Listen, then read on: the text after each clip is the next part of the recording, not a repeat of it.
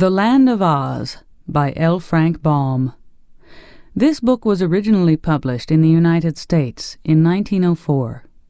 This unabridged recording of The Land of Oz was produced in 2001 by Blackstone Audiobooks Incorporated, which holds the copyright thereto.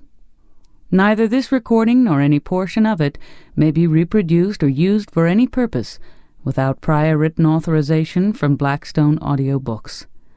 This book is read by Anna Fields. This book is 287 pages long. The following biographical sketch is provided for the benefit of our listeners. LYMAN FRANK BAUM, 1856 to 1919, was a U.S. writer of children's stories who also wrote under the names Floyd Akers, Laura Bancroft, John Estes Cook, Hugh Fitzgerald, Schuyler Stanton, and Edith Van Dyne. He remains famous for his long series of tales set in the Land of Oz, beginning with The Wizard of Oz in 1900, which served as the main source for the famous film version of 1939. Growing up in Chittenango, New York, Frank was a shy, sensitive child with a serious heart condition that prevented him from joining the other children in their games. As a result, he spent much time alone, imagining playmates and creating stories. He read fairy tales, but disliked the goblins and witches because they gave him nightmares. Charles Dickens was a favorite author. Thinking their son too much of a dreamer, Frank's parents sent him to a military school. It was a mistake. Frank was miserable, and the competition and physical punishment brought on a heart attack. His parents, realizing their error, granted him permission to return home.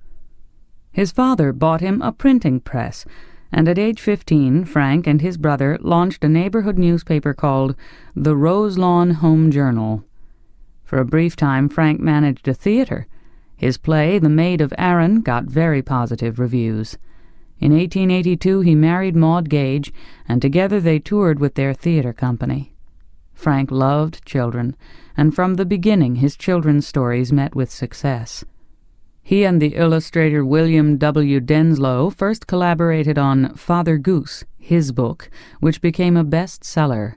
The Oz books followed, and until his death in 1919, he wrote children's stories from his California house, Oscott, and tended his prize-winning dahlias. The Land of Oz by L. Frank Baum. Author's Note. After the publication of The Wonderful Wizard of Oz, I began to receive letters from children, telling me of their pleasure in reading the story and asking me to write something more about the Scarecrow and the Tin Woodman. At first, I considered these little letters, frank and earnest though they were, in the light of pretty compliments. But the letters continued to come during succeeding months and even years. Finally, I promised one little girl, who made a long journey to see me and proffer her request, and she is a Dorothy, by the way, that when 1,000 little girls had written me 1,000 little letters asking for another story of the Scarecrow and the Tin Woodman, I would write the book. Either little Dorothy was a fairy in disguise and waved her magic wand, or the success of the stage production of The Wizard of Oz made new friends for the story, for the 1,000 letters reached their destination long since, and many more followed them. And now, although pleading guilty to a long delay, I have kept my promise in this book.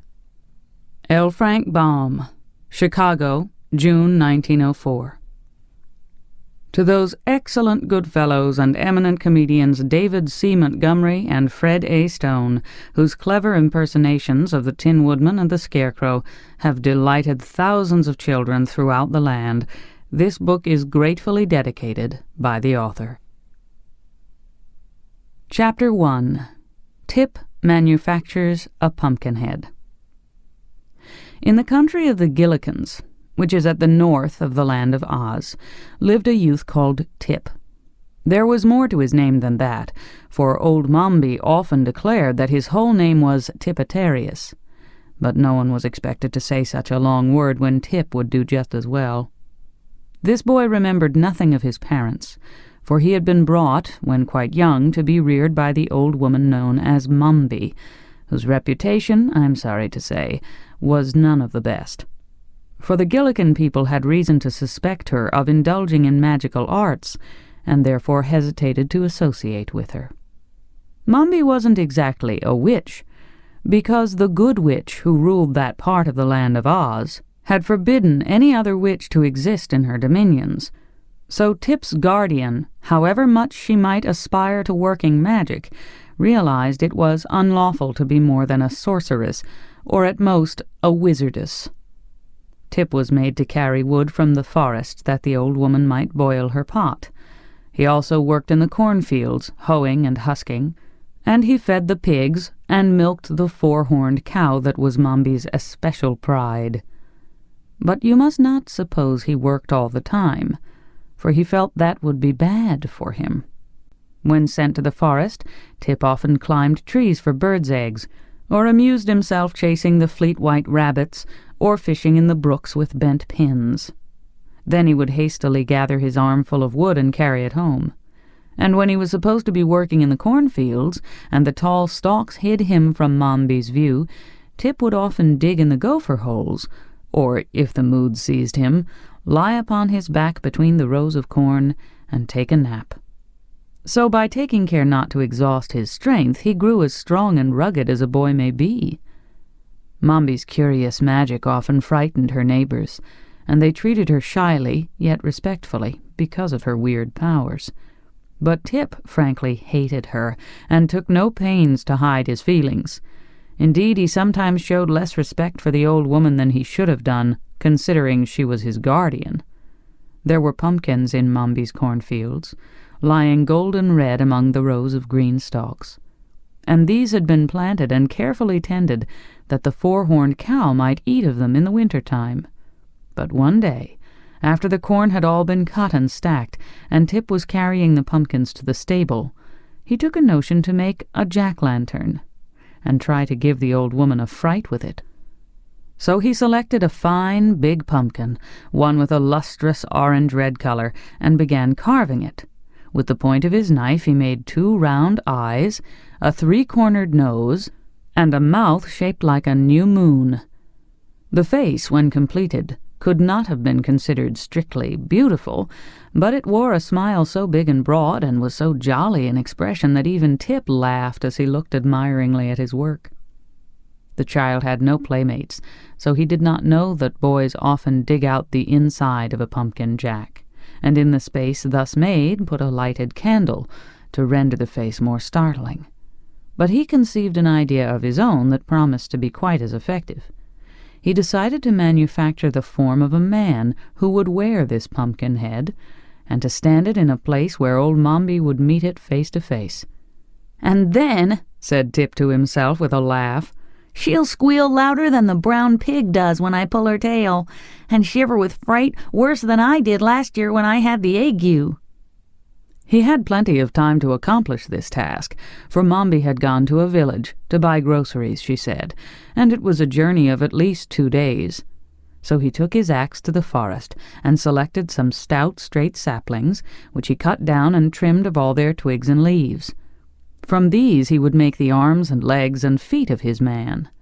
For the body he stripped a sheet of thick bark from around a big tree, and with much labor fashioned it into a cylinder of about the right size, pinning the edges together with wooden pegs.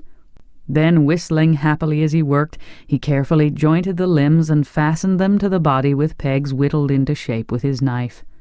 By the time this feat had been accomplished, it began to grow dark, and Tip remembered he must milk the cow and feed the pigs. So he picked up his wooden man and carried it back to the house with him. During the evening, by the light of the fire in the kitchen, Tip carefully rounded all the edges of the joints and smoothed the rough places in a neat and workmanlike manner.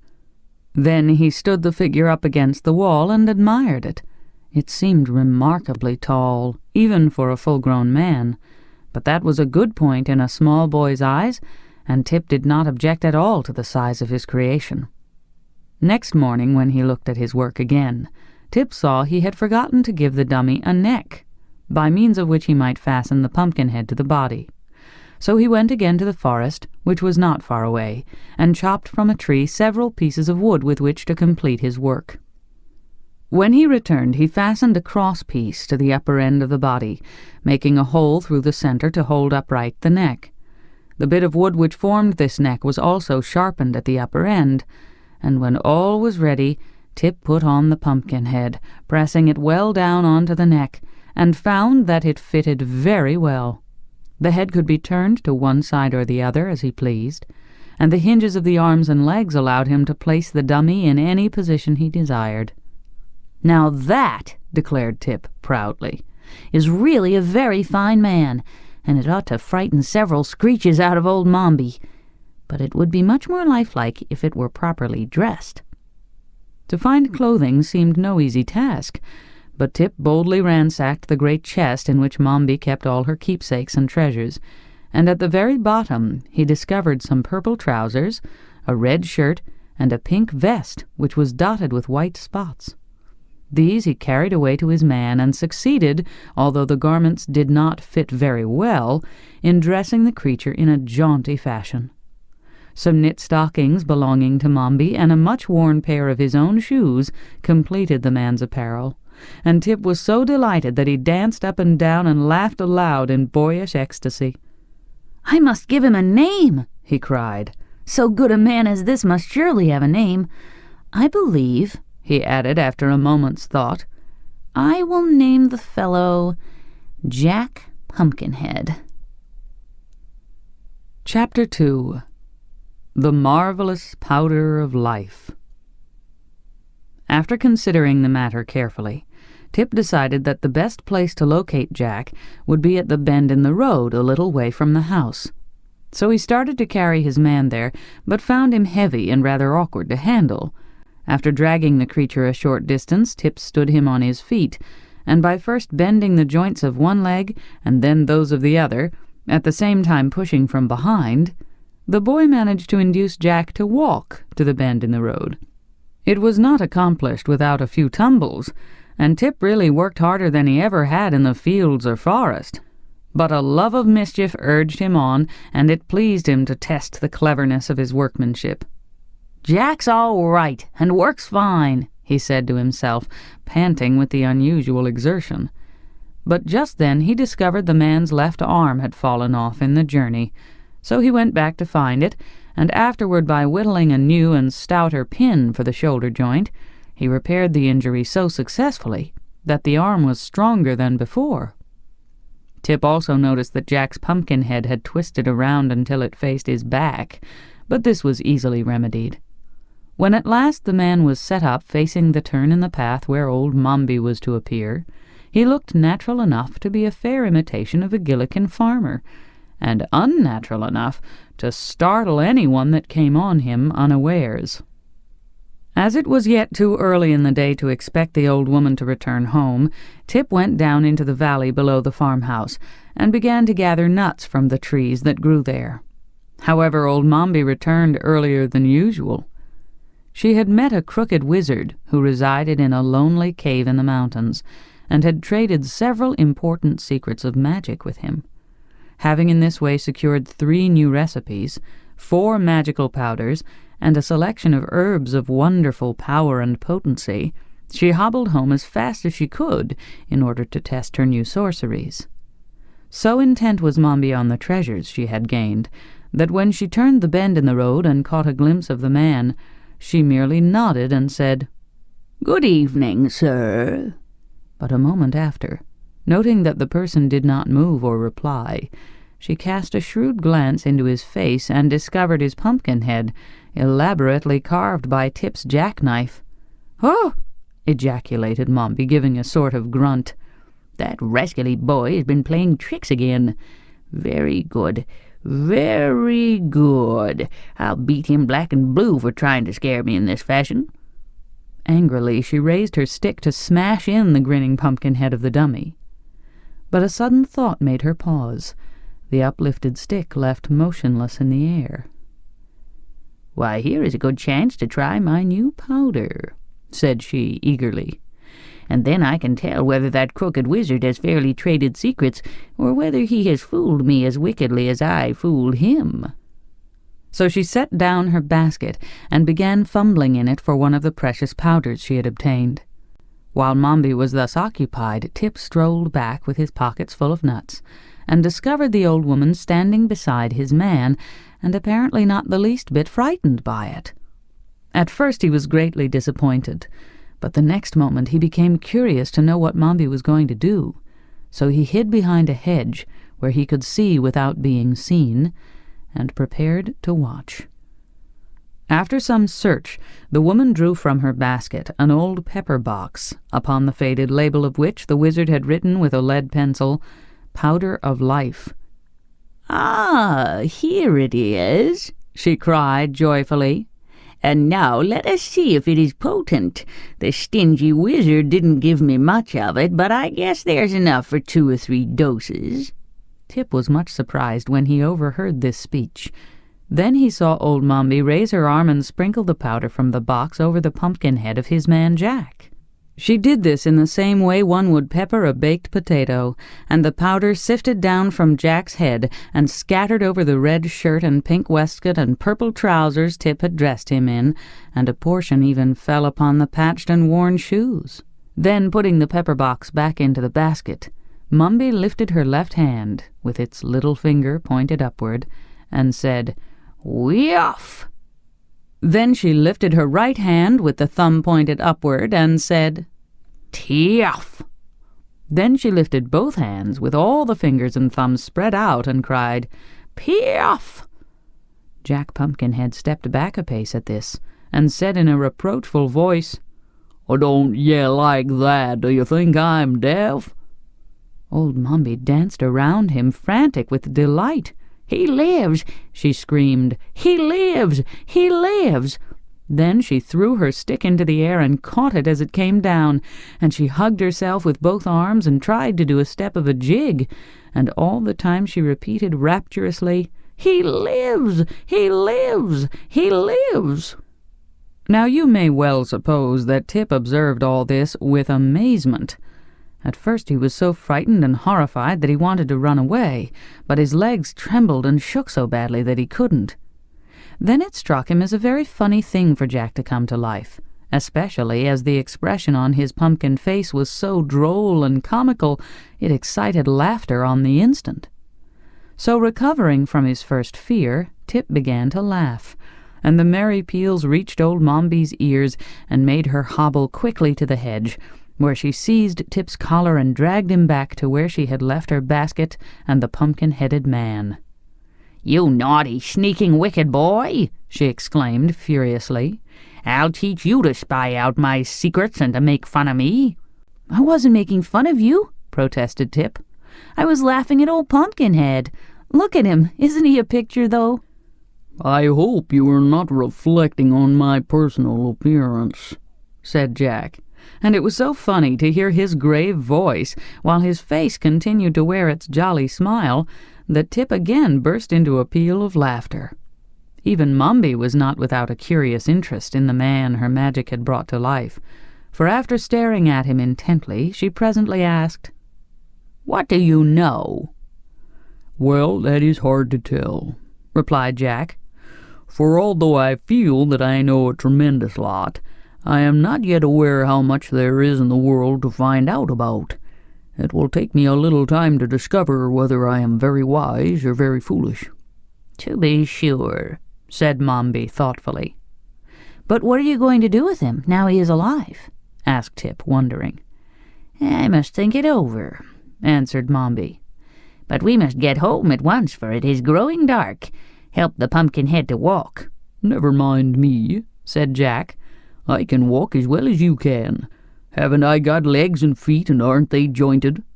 "Are they?" asked the woman, turning to Tip. "Of course they are. I made 'em myself," returned the boy with pride. So they started for the house, but when they reached the farmyard, old Mombi led the pumpkin man to the cow stable and shut him up in an empty stall, fastening the door securely on the outside. "I've got to attend to you first," she said, nodding her head at Tip. Hearing this, the boy became uneasy, for he knew Mombi had a bad and revengeful heart and would not hesitate to do any evil thing. They entered the house. It was a round, dome-shaped structure, as are nearly all the farmhouses in the land of Oz. Mombi bade the boy light a candle, while she put her basket in a cupboard and hung her cloak on a peg. Tip obeyed quickly, for he was afraid of her.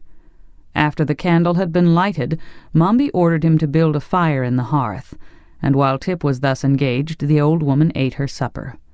When the flames began to crackle, the boy came to her and asked a share of the bread and cheese, but Mombi refused him. "I'm hungry," said Tip in a sulky tone. "You won't be hungry long," replied Mombi with a grim look. The boy didn't like this speech, for it sounded like a threat. But he happened to remember he had nuts in his pocket, so he cracked some of those and ate them while the woman rose, shook the crumbs from her apron, and hung above the fire a small black kettle. Then she measured out equal parts of milk and vinegar and poured them into the kettle. Next, she produced several packets of herbs and powders and began adding a portion of each to the contents of the kettle. Occasionally she would draw near the candle and read from a yellow paper the recipe of the mess she was concocting. As Tip watched her, his uneasiness increased. "What is that for?" he asked. "For you," returned Mombi briefly. Tip wriggled around upon his stool and stared a while at the kettle, which was beginning to bubble. Then he would glance at the stern and wrinkled features of the witch and wish he were any place but in that dim and smoky kitchen, where even the shadows cast by the candle upon the wall were enough to give one the horrors. So an hour passed away, during which the silence was only broken by the bubbling of the pot and the hissing of the flames. Finally, Tip spoke again. "Have I got to drink that stuff?" he asked, nodding toward the pot. "Yes," said Mombi. "What'll it do to me?" asked Tip. "If it's properly made," replied Mombi, "it will change or transform you into a marble statue." Tip groaned and wiped the perspiration from his forehead with his sleeve. "I don't want to be a marble statue," he protested. "That doesn't matter. I want you to be one," said the old woman, looking at him severely. "What use'll I be then?" asked Tip. "There won't be anyone to work for you." "I'll make the Pumpkinhead work for me," said Mombi. Again Tip groaned. "Why don't you change me into a goat or a chicken?" he asked anxiously. "You can't do anything with a marble statue." "Oh, yes, I can," returned Mombi. "I'm going to plant a flower garden next spring, and I'll put you in the middle of it for an ornament. I wonder I haven't thought of that before. You've been a bother to me for years." At this terrible speech, Tip felt the beads of perspiration starting all over his body, but he sat still and shivered and looked anxiously at the kettle. "Perhaps it won't work," he muttered in a voice that sounded weak and discouraged. "Oh, I think it will," answered Mombi cheerfully. "I seldom make a mistake." Again there was a period of silence, a silence so long and gloomy that when Mombi finally lifted the kettle from the fire, it was close to midnight. "You cannot drink it until it has become quite cold," announced the old witch, for in spite of the law she had acknowledged practicing witchcraft. "We must both go to bed now, and at daybreak I will call you, and at once complete your transformation into a marble statue." With this she hobbled into her room, bearing the steaming kettle with her, and Tip heard her close and lock the door. The boy did not go to bed as he had been commanded to do, but still sat, glaring at the embers of the dying fire. Chapter 3. The Flight of the Fugitives. Tip reflected. "It's a hard thing to be a marble statue," he thought rebelliously, "and I'm not going to stand for it. For years I've been a bother to her, she says, so she's going to get rid of me. Well, there's an easier way than to become a statue. No boy could have any fun forever standing in the middle of a flower garden. I'll run away, that's what I'll do. and I may as well go before she makes me drink that nasty stuff in the kettle." He waited until the snores of the old witch announced she was fast asleep, and then he arose softly and went to the cupboard to find something to eat. "No use starting on a journey without food," he decided, searching upon the narrow shelves. He found some crusts of bread, but he had to look into Mombi's basket to find the cheese she had brought from the village. While turning over the contents of the basket, he came upon the pepper box, which contained the powder of life. "I may as well take this with me," he thought, "or Mombi'll be using it to make more mischief with." So he put the box in his pocket together with the bread and cheese. Then he cautiously left the house and latched the door behind him. Outside, both moon and stars shone brightly, and the night seemed peaceful and inviting after the close and ill-smelling kitchen. "I'll be glad to get away," said Tip softly, "for I never did like that old woman. I wonder how I ever came to live with her." He was walking slowly toward the road when a thought made him pause. "I don't like to leave Jack Pumpkinhead to the tender mercies of old Mombi," he muttered. "And Jack belongs to me, for I made him, even if the old witch did bring him to life." He retraced his steps to the cow stable and opened the door of the stall where the pumpkin-headed man had been left. Jack was standing in the middle of the stall, and by the moonlight Tip could see he was smiling just as jovially as ever. "Come on," said the boy, beckoning. "Where to?" asked Jack. "You'll know as soon as I do," answered Tip, smiling sympathetically into the pumpkin face. "All we've got to do now is to tramp." "Very well," returned Jack, and walked awkwardly out of the stable and into the moonlight. Tip turned toward the road, and the man followed him. Jack walked with a sort of limp, and occasionally one of the joints of his legs would turn backward instead of frontwise, almost causing him to tumble. But the Pumpkinhead was quick to notice this, and began to take more pains to step carefully, so that he met with few accidents. Tip led him along the path without stopping an instant.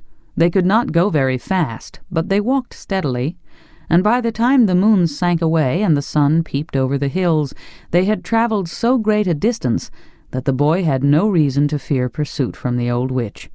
Moreover, he had turned first into one path and then into another, so that should anyone follow them, it would prove very difficult to guess which way they had gone, or where to seek them.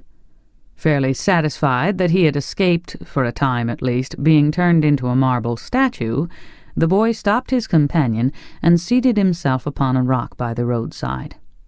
"Let's have some breakfast," he said. Jack Pumpkinhead watched Tip curiously, but refused to join in the repast. "I don't seem to be made the same way you are," he said. "I know you are not," returned Tip, "for I made you." "Oh, did you?" asked Jack.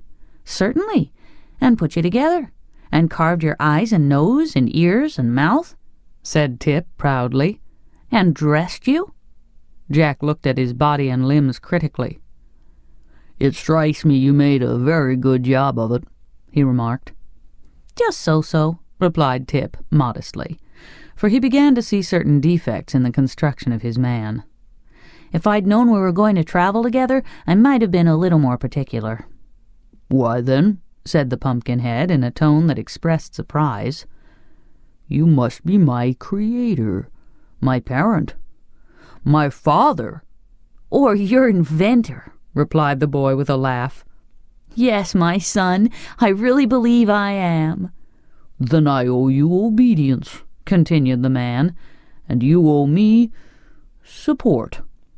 "That's it exactly," declared Tip, jumping up. "So let us be off." "Where are we going?" asked Jack when they had resumed their journey. "I'm not exactly sure," said the boy, "but I believe we are headed south, and that will bring us sooner or later to the Emerald City." "What city is that?"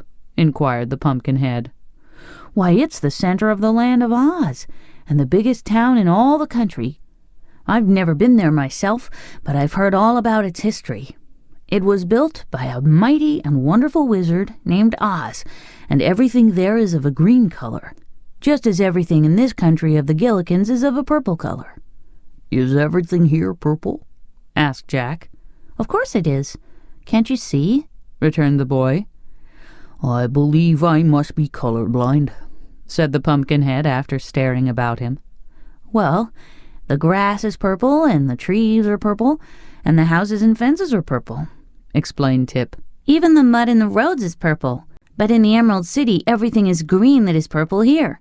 And in the country of the Munchkins over at the east, everything is blue. And in the south country of the Quadlings, everything is red. And in the west country of the Winkies, where the Tin Woodman rules, everything is yellow. "Oh," said Jack.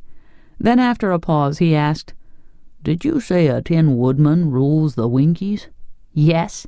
He was one of those who helped Dorothy to destroy the Wicked Witch of the West. And the Winkies were so grateful that they invited him to become their ruler, just as the people of the Emerald City invited the Scarecrow to rule them. "Dear me," said Jack. "I'm getting confused with all this history. Who is the Scarecrow?" Another friend of Dorothy's, replied Tip. "And who is Dorothy?" She was a girl that came here from Kansas, a place in the big outside world. She got blown to the land of Oz by a cyclone, and while she was here, the Scarecrow and the Tin Woodman accompanied her on her travels. "And where is she now?" inquired the Pumpkinhead. Glinda the Good, who rules the Quadlings, sent her home again, said the boy. "Oh, and what became of the Scarecrow?" "I told you he rules the Emerald City," answered Tip. "I thought you said it was ruled by a wonderful wizard," objected Jack, seeming more and more confused. "Well, so I did. Now, pay attention and I'll explain it," said Tip, speaking slowly and looking the smiling Pumpkinhead squarely in the eye. Dorothy went to the Emerald City to ask the wizard to send her back to Kansas, and the Scarecrow and the Tin Woodman went with her. But the wizard couldn't send her back because he wasn't so much of a wizard as he might have been. And then they got angry at the wizard and threatened to expose him. So the wizard made a big balloon and escaped in it, and no one has ever seen him since. "Now that is very interesting history," said Jack, well pleased, "and I understand it perfectly. All but the explanation." "I'm glad you do," responded Tip. "After the wizard was gone, the people of the Emerald City made His Majesty the Scarecrow their king, and I have heard that he became a very popular ruler." "Are we going to see this queer king?" asked Jack with interest. "I think we may as well," replied the boy, "unless you have something better to do." "Oh, no, dear father," said the Pumpkinhead. "I am quite willing to go wherever you please." Chapter 4. Tip makes an experiment in magic. The boy, small and rather delicate in appearance, seemed somewhat embarrassed at being called father by the tall, awkward, pumpkin-headed man. But to deny the relationship would involve another long and tedious explanation, so he changed the subject by asking abruptly, "Are you tired?" "Of course not," replied the other. "But," he continued after a pause, "it is quite certain I shall wear out my wooden joints if I keep on walking." Tip reflected as they journeyed on that this was true. He began to regret that he had not constructed the wooden limbs more carefully and substantially. Yet how could he ever have guessed that the man he had made merely to scare old Mombi with would be brought to life by means of a magical powder contained in an old pepper box? So he ceased to reproach himself and began to think how he might yet remedy the deficiencies of Jack's weak joints. While thus engaged, they came to the edge of a wood, and the boy sat down to rest upon an old sawhorse that some woodcutter had left there. "Why don't you sit down?" he asked the Pumpkinhead. "Won't it strain my joints?" inquired the other. "Of course not. It'll rest them," declared the boy. So Jack tried to sit down, but as soon as he bent his joints farther than usual, they gave way altogether, and he came clattering to the ground with such a crash that Tip feared he was entirely ruined. He rushed to the man, lifted him to his feet, straightened his arms and legs, and felt of his head to see if by chance it had become cracked. But Jack seemed to be in pretty good shape after all, and Tip said to him, "I guess you'd better remain standing hereafter. It seems the safest way." "Very well, dear father, just as you say," replied the smiling Jack, who had been in no wise confused by his tumble. Tip sat down again. Presently the Pumpkinhead asked, "What is that thing you are sitting on?" "Oh, this is a horse," replied the boy carelessly. "What is a horse?" demanded Jack. "A horse? Why, there are two kinds of horses," returned Tip, slightly puzzled how to explain. "One kind of horse is alive and has 4 legs and a head and a tail, and people ride upon its back." "I understand," said Jack cheerfully. "That's the kind of horse you are now sitting on." "No, it isn't," answered Tip promptly. "Why not? That one has 4 legs and a head and a tail." Tip looked at the sawhorse more carefully and found that the Pumpkinhead was right. The body had been formed from a tree trunk, and a branch had been left sticking up at one end that looked very much like a tail. In the other end were 2 big knots that resembled eyes, and a place had been chopped away that might easily be mistaken for the horse's mouth. As for the legs, they were 4 straight limbs cut from trees and stuck fast into the body, being spread wide apart so that the sawhorse would stand firmly when a log was laid across it to be sawed. "This thing resembles a real horse more than I imagined," said Tip, trying to explain. "But a real horse is alive, and trots and prances and eats oats, while this is nothing more than a dead horse made of wood and used to saw logs upon." "If it were alive, wouldn't it trot and prance and eat oats?" inquired the Pumpkinhead. "It would trot and prance, perhaps, but it wouldn't eat oats," replied the boy, laughing at the idea. "And of course it can't ever be alive because it is made of wood." "So am I," answered the man. Tip looked at him in surprise. "Why, so you are," he exclaimed. "And the magic powder that brought you to life is here in my pocket." He brought out the pepper box and eyed it curiously. "I wonder," said he musingly, "if it would bring the sawhorse to life." "If it would," returned Jack calmly, for nothing seemed to surprise him. "I could ride on its back, and that would save my joints from wearing out." "I'll try it," cried the boy, jumping up. "But I wonder if I can remember the words old Mombi said and the way she held her hands up." He thought it over for a minute, and as he had watched carefully from the hedge every motion of the old witch, and listened to her words, he believed he could repeat exactly what she had said and done. So he began by sprinkling some of the magic powder of life from the pepper box upon the body of the sawhorse. Then he lifted his left hand with the little finger pointing upward and said, "Wee off." "What does that mean, dear father?" asked Jack curiously. "I don't know," answered Tip. Then he lifted his right hand with the thumb pointing upward and said, "Tee off." "What's that, dear father?" inquired Jack. "It means you must keep quiet," replied the boy, provoked at being interrupted at so important a moment. "How fast I am learning," remarked the Pumpkinhead with his eternal smile. Tip now lifted both hands above his head with all the fingers and thumbs spread out and cried in a loud voice, "Pee off." Immediately the sawhorse moved, stretched its legs, yawned with its chopped-out mouth, and shook a few grains of the powder off its back. The rest of the powder seemed to have vanished into the body of the horse. "Good!" called Jack, while the boy looked on in astonishment. "You are a very clever sorcerer, dear father." Chapter 5. The Awakening of the Sawhorse. The sawhorse, finding himself alive, seemed even more astonished than Tip. He rolled his knotty eyes from side to side, taking a first wondering view of the world in which he had now so important an existence. Then he tried to look at himself, but he had indeed no neck to turn, so that in the endeavor to see his body he kept circling around and around without catching even a glimpse of it.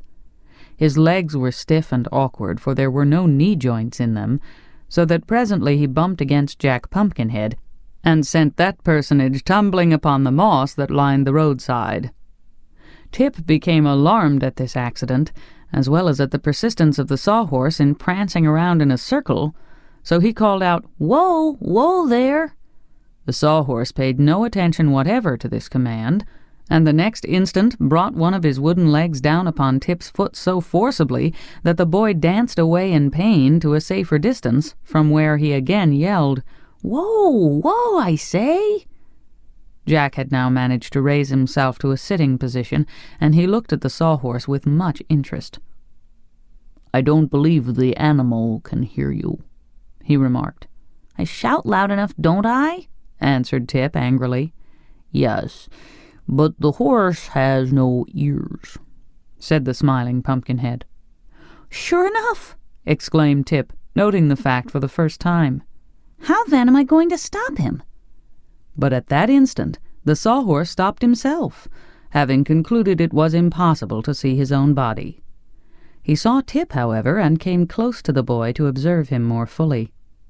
It was really comical to see the creature walk, for it moved the legs on its right side together and those on its left side together, as a pacing horse does, and that made its body rock sideways like a cradle.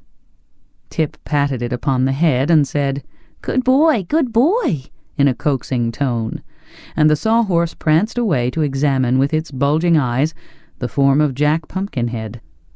"I must find a halter for him," said Tip, and having made a search in his pocket, he produced a roll of strong cord. Unwinding this, he approached the sawhorse and tied the cord around its neck, afterward fastening the other end to a large tree. The sawhorse, not understanding the action, stepped backward and snapped the string easily, but it made no attempt to run away. "He's stronger than I thought," said the boy, "and rather obstinate, too." "Why don't you make him some ears?" asked Jack. "Then you can tell him what to do." "That's a splendid idea," said Tip. "How did you happen to think of it?" "Why, I didn't think of it," answered the Pumpkinhead. "I didn't need to, for it's the simplest and easiest thing to do." So Tip got out his knife and fashioned some ears out of the bark of a small tree. "I mustn't make them too big," he said as he whittled, "or our horse would become a donkey." "How is that?" inquired Jack from the roadside. "Why, a horse has bigger ears than a man, and a donkey has bigger ears than a horse," explained Tip. "Then if my ears were longer, would I be a horse?" asked Jack. "My friend," said Tip gravely, "you'll never be anything but a pumpkinhead, no matter how big your ears are." "Oh," returned Jack, nodding. "I think I understand." "If you do, you're a wonder," remarked the boy. "But there's no harm in thinking you understand. I guess these ears are ready now. Will you hold the horse while I stick them on?" "Certainly, if you will help me up," said Jack. So Tip raised him to his feet, and the Pumpkinhead went to the horse and held its head, while the boy bored 2 holes in it with his knife blade and inserted the ears. "They make him look very handsome," said Jack admiringly. But those words, spoken close to the sawhorse, and being the first sounds he had ever heard, so startled the animal that he made a bound forward and tumbled Tip on one side and Jack on the other. Then he continued to rush forward as if frightened by the clatter of his own footsteps. "Whoa!" shouted Tip, picking himself up. "Whoa, you idiot! Whoa!" The sawhorse would probably have paid no attention to this, but just then it stepped a leg into a gopher hole and stumbled head over heels to the ground, where it lay upon its back, frantically waving its 4 legs in the air. Tip ran up to it. "You're a nice sort of a horse, I must say," he exclaimed. "Why didn't you stop when I yelled whoa?" "Does whoa mean to stop?" asked the sawhorse in a surprised voice as it rolled its eyes upward to look at the boy. "Of course it does," answered Tip. "And a hole in the ground means to stop also, doesn't it?" continued the horse. "To be sure, unless you step over it," said Tip. "What a strange place this is," the creature exclaimed, as if amazed. "What am I doing here, anyway?" "Why, I've brought you to life," answered the boy. "But it won't hurt you any if you mind me and do as I tell you." "Then I will do as you tell me," replied the sawhorse humbly. "But what happened to me a moment ago? I don't seem to be just right some way." "You're upside down," explained Tip. "But just keep those legs still a minute, and I'll set you right side up again." "How many sides have I?" asked the creature wonderingly. "Several," said Tip briefly. "But do keep those legs still." The sawhorse now became quiet and held its legs rigid, so that Tip, after several efforts, was able to roll him over and set him upright. "Ah, I seem all right now," said the queer animal with a sigh. "One of your ears is broken," Tip announced after a careful examination. "I'll have to make a new one." Then he led the sawhorse back to where Jack was vainly struggling to regain his feet, and after assisting the Pumpkinhead to stand upright, Tip whittled out a new ear and fastened it to the horse's head. "Now," said he, addressing his steed, "pay attention to what I'm going to tell you. Whoa means to stop. Get up means to walk forward. Trot means to go as fast as you can. Understand?" "I believe I do," returned the horse. "Very good. We are all going on a journey to the Emerald City to see His Majesty the Scarecrow, and Jack Pumpkinhead is going to ride on your back, so he won't wear out his joints." "I don't mind," said the sawhorse. "Anything that suits you suits me." Then Tip assisted Jack to get upon the horse. "Hold on tight," he cautioned, "or you may fall off and crack your pumpkin head." "That would be horrible," said Jack with a shudder. "What shall I hold on to?" "Why, hold on to his ears," replied Tip after a moment's hesitation. "Don't do that," remonstrated the sawhorse, "for then I can't hear." That seemed reasonable, so Tip tried to think of something else. "I'll fix it," said he at length. He went into the wood and cut a short length of limb from a young stout tree. One end of this he sharpened to a point, and then he dug a hole in the back of the sawhorse just behind its head. Next he brought a piece of rock from the road and hammered the post firmly into the animal's back. "Stop, stop," shouted the horse. "You're jarring me terribly." "Does it hurt?" asked the boy. "Not exactly hurt," answered the animal, "but it makes me quite nervous to be jarred." "Well, it's all over now," said Tip encouragingly.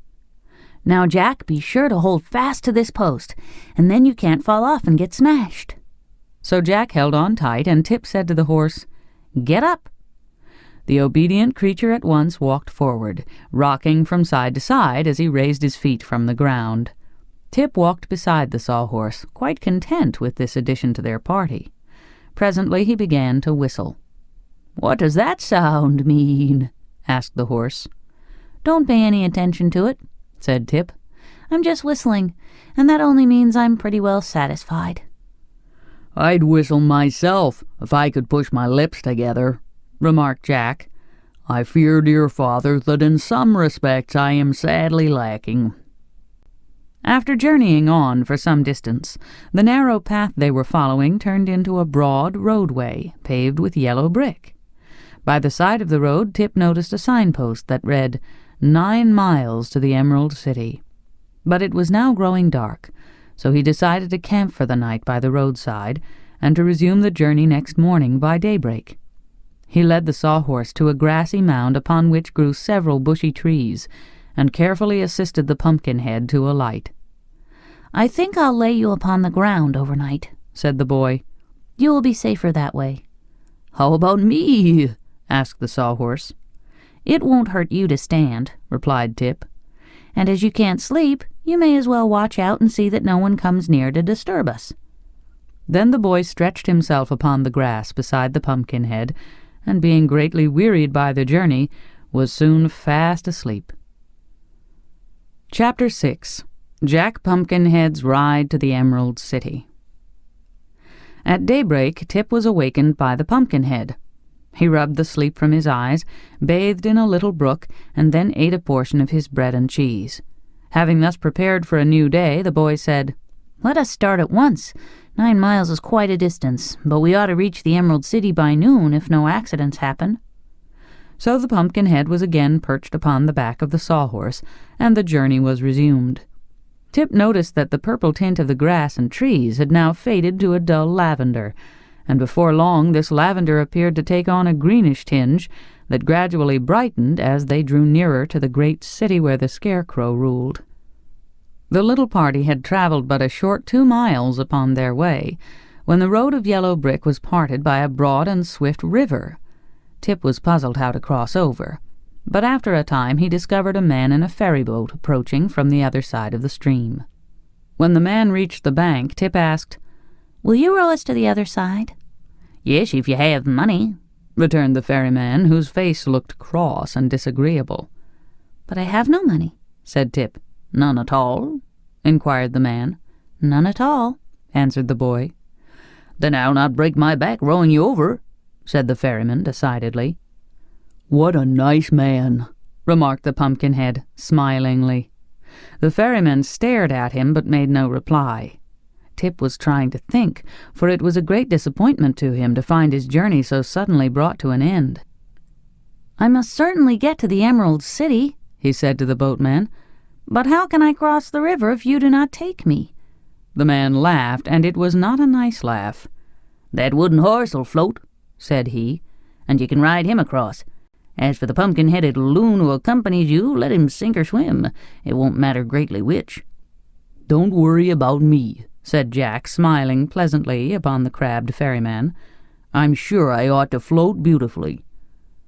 Tip thought the experiment was worth making, and the Sawhorse, who did not know what danger meant, offered no objections whatever. So the boy led it down into the water and climbed upon its back.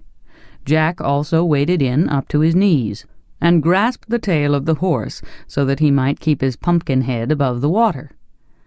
"Now," said Tip, instructing the Sawhorse, "if you wiggle your legs you will probably swim, and if you swim we shall probably reach the other side."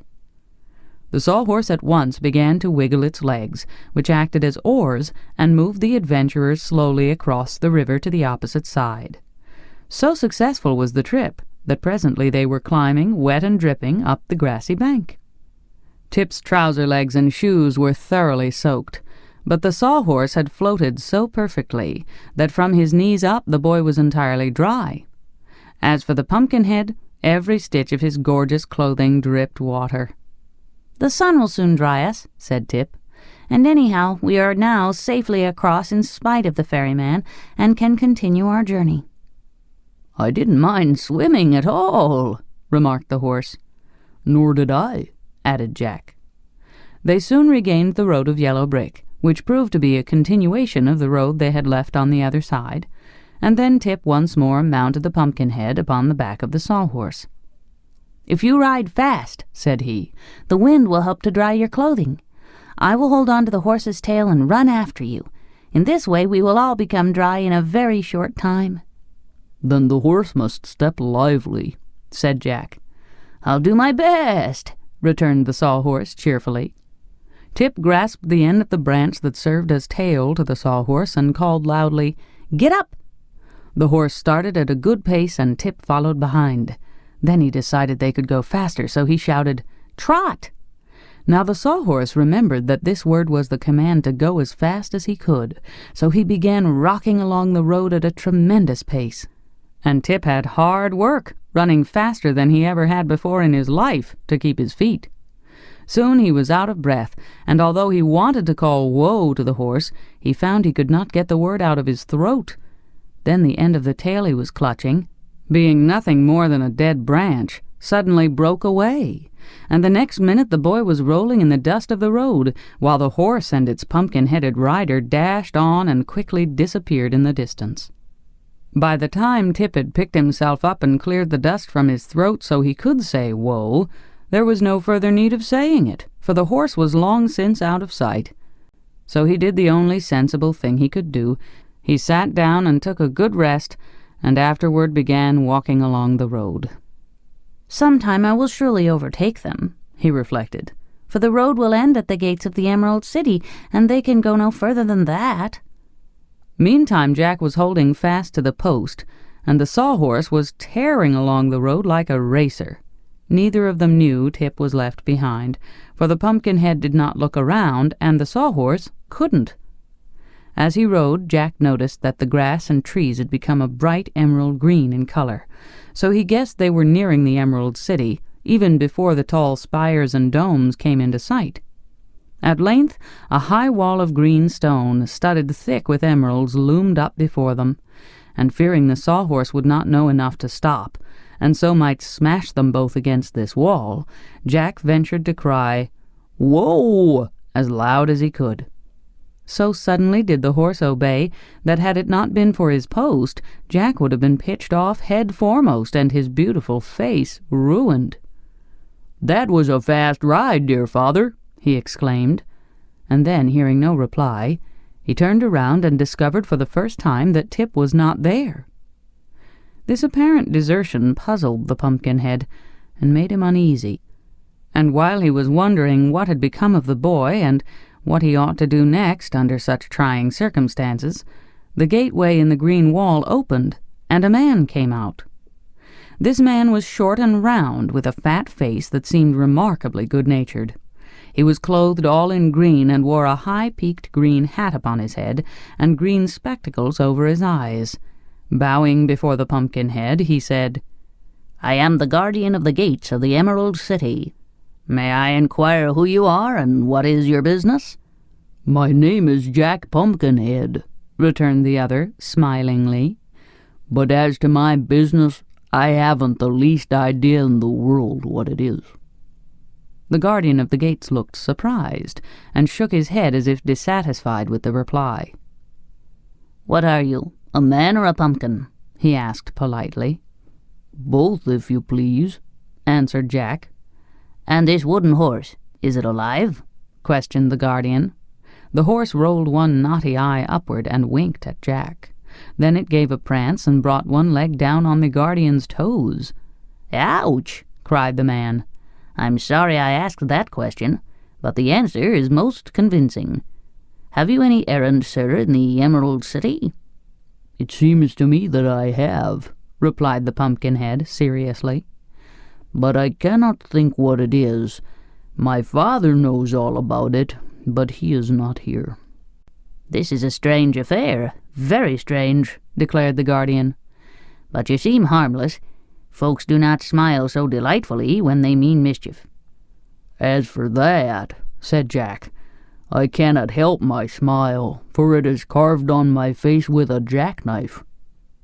"Well, come with me into my room," resumed the guardian, "and I will see what can be done for you." So Jack rode the sawhorse through the gateway into a little room built into the wall. The guardian pulled a bell cord, and presently a very tall soldier, clothed in a green uniform, entered from the opposite door. This soldier carried a long green gun over his shoulder, and had lovely green whiskers that fell quite to his knees. The guardian at once addressed him, saying, "Here is a strange gentleman who doesn't know why he has come to the Emerald City, or what he wants. Tell me, what shall we do with him?" The soldier with the green whiskers looked at Jack with much care and curiosity. Finally he shook his head so positively that little waves rippled down his whiskers, and then he said, "I must take him to His Majesty the Scarecrow." "But what will His Majesty the Scarecrow do with him?" asked the guardian of the gates. "That is His Majesty's business," returned the soldier. "I have troubles enough of my own. All outside troubles must be turned over to His Majesty. So put the spectacles on this fellow, and I'll take him to the royal palace." So the guardian opened a big box of spectacles and tried to fit a pair to Jack's great round eyes. "I haven't a pair in stock that will really cover those eyes up," said the little man with a sigh, "and your head is so big that I shall be obliged to tie the spectacles on." "But why need I wear spectacles?" asked Jack. "It's the fashion here," said the soldier, "and they will keep you from being blinded by the glitter and glare of the gorgeous Emerald City." "Oh!" exclaimed Jack. "Tie them on by all means. I don't wish to be blinded." "Nor I," broke in the sawhorse. So a pair of green spectacles was quickly fastened over the bulging knots that served it for eyes. Then the soldier with the green whiskers led them through the inner gate, and they at once found themselves in the main street of the magnificent Emerald City. Sparkling green gems ornamented the fronts of the beautiful houses, and the towers and turrets were all faced with emeralds. Even the green marble pavement glittered with precious stones, and it was indeed a grand and marvelous sight to one who beheld it for the first time. However, the Pumpkinhead and the Sawhorse, knowing nothing of wealth and beauty, paid little attention to the wonderful sights they saw through their green spectacles. They calmly followed after the green soldier, and scarcely noticed the crowds of green people who stared at them in surprise. When a green dog ran out and barked at them, the Sawhorse promptly kicked at it with its wooden leg, and sent the little animal howling into one of the houses. But nothing more serious than this happened to interrupt their progress to the royal palace. The Pumpkinhead wanted to ride up the green marble steps and straight into the Scarecrow's presence, but the soldier would not permit that. So Jack dismounted with much difficulty, and a servant led the Sawhorse around to the rear, while the soldier with the green whiskers escorted the Pumpkinhead into the palace by the front entrance. The stranger was left in a handsomely furnished waiting room, while the soldier went to announce him. It so happened that at this hour His Majesty was at leisure and greatly bored for want of something to do, so he ordered his visitor to be shown at once into his throne-room. Jack felt no fear or embarrassment at meeting the ruler of this magnificent city, for he was entirely ignorant of all worldly customs. But when he entered the room and saw for the first time His Majesty the Scarecrow seated upon his glittering throne, he stopped short in amazement. Chapter 7. His Majesty the Scarecrow. I suppose every reader of this book knows what a scarecrow is, but Jack Pumpkinhead, never having seen such a creation, was more surprised at meeting the remarkable King of the Emerald City than by any other one experience of his brief life.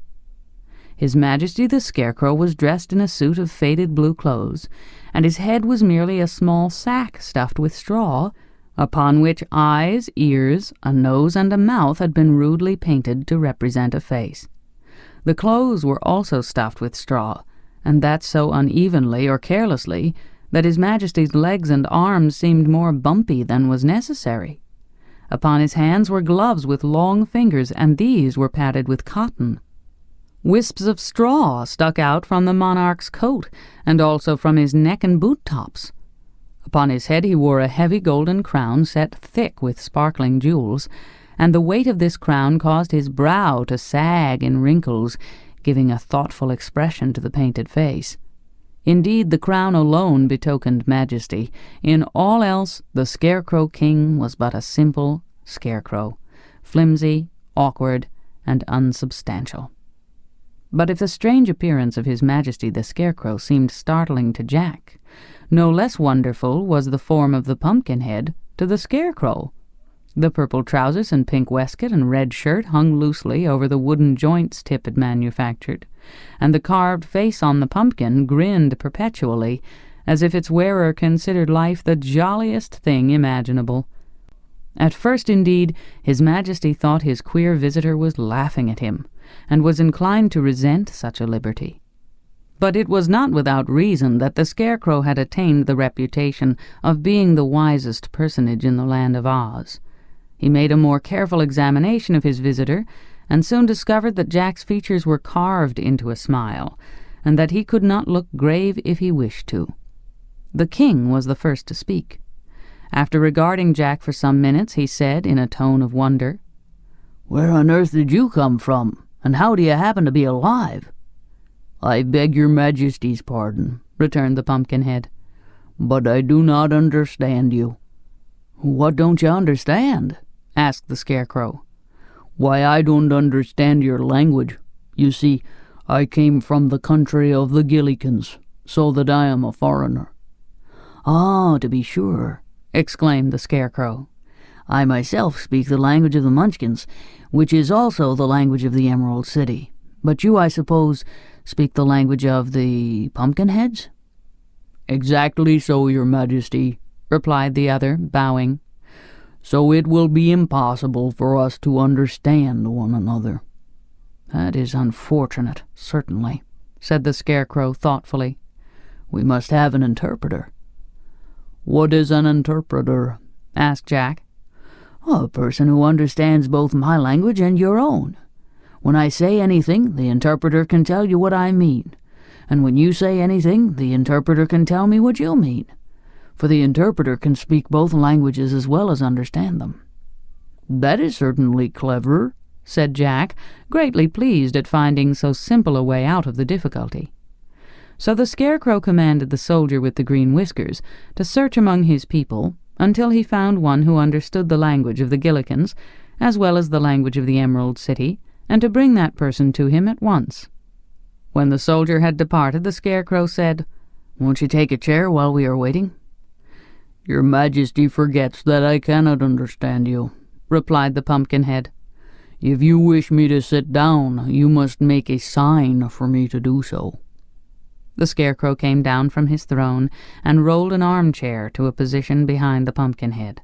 Then he gave Jack a sudden push that sent him sprawling upon the cushions in so awkward a fashion that he doubled up like a jackknife and had hard work to untangle himself. "Did you understand that sign?" asked His Majesty politely. "Perfectly," declared Jack, reaching up his arms to turn his head to the front, the pumpkin having twisted around upon the stick that supported it. "You seem hastily made," remarked the Scarecrow, watching Jack's efforts to straighten himself. "Not more so than your Majesty," was the frank reply. "There is this difference between us," said the Scarecrow, "that whereas I will bend but not break, you will break but not bend." At this moment the soldier returned, leading a young girl by the hand.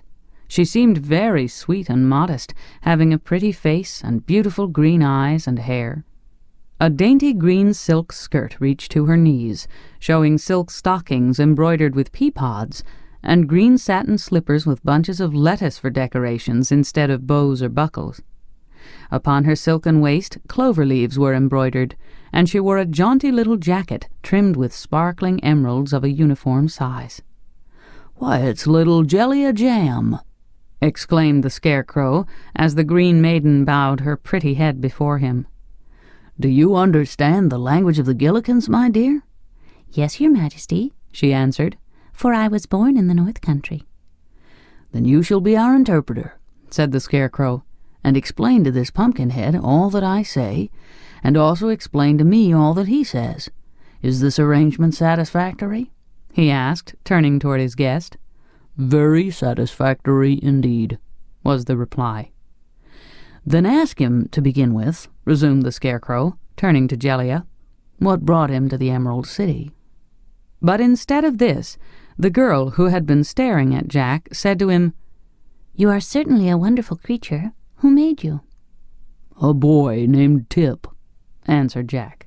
"What does he say?" inquired the Scarecrow. "My ears must have deceived me. What did he say?"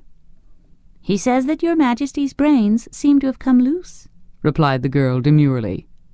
The Scarecrow moved uneasily upon his throne and felt of his head with his left hand. "What a fine thing it is to understand two different languages," he said with a perplexed sigh. "Ask him, my dear, if he has any objection to being put in jail for insulting the ruler of the Emerald City." "I didn't insult you," protested Jack indignantly. "Tut, tut," cautioned the Scarecrow. "Wait until Jellia translates my speech. What have we got an interpreter for if you break out in this rash way?" "All right, I'll wait," replied the Pumpkinhead in a surly tone, although his face smiled as genially as ever. "Translate the speech, young woman." "His Majesty inquires if you are hungry," said Jellia. "Oh, not at all," answered Jack more pleasantly, "for it is impossible for me to eat." "It's the same way with me," remarked the Scarecrow. "What did he say, Jellia, my dear?" "He asked if you were aware that one of your eyes is painted larger than the other," said the girl mischievously. "Don't you believe her, Your Majesty," cried Jack. "Oh, I don't," answered the Scarecrow calmly. Then, casting a sharp look at the girl, he asked, "Are you quite certain you understand the languages of both the Gillikins and the Munchkins?" "Quite certain, Your Majesty," said Jellia Jam, trying hard not to laugh in the face of royalty. "Then how is it that I seem to understand them myself?" inquired the Scarecrow. "Because they are one and the same," declared the girl, now laughing merrily. "Does not your Majesty know that in all the land of Oz but one language is spoken?" "Is it indeed so?" cried the Scarecrow, much relieved to hear this. "Then I might easily have been my own interpreter." "It was all my fault, your Majesty," said Jack, looking rather foolish. "I thought we must surely speak different languages, since we came from different countries." "This should be a warning to you never to think," returned the Scarecrow severely. "For unless one can think wisely, it is better to remain a dummy, which you most certainly are." I surely am," agreed the Pumpkinhead. "It seems to me," continued the Scarecrow more mildly, "that your manufacturer spoiled some good pies to create an indifferent man." "I assure your Majesty that I did not ask to be created," answered Jack. "Ah, it was the same in my case," said the king pleasantly. "And so, as we differ from all ordinary people, let us become friends." "With all my heart," exclaimed Jack. "What? Have you a heart?" asked the Scarecrow, surprised. "No, that was only imaginative. I might say a figure of speech," said the other. "Well, your most prominent figure seems to be a figure of wood, so I must beg you to restrain an imagination which, having no brains, you have no right to exercise," suggested the Scarecrow warningly. "To be sure," said Jack, without in the least comprehending. His Majesty then dismissed Jelly-a-Jam and the soldier with the green whiskers, and when they were gone he took his new friend by the arm and led him into the courtyard to play a game of quoits. This book is continued on Disc 2.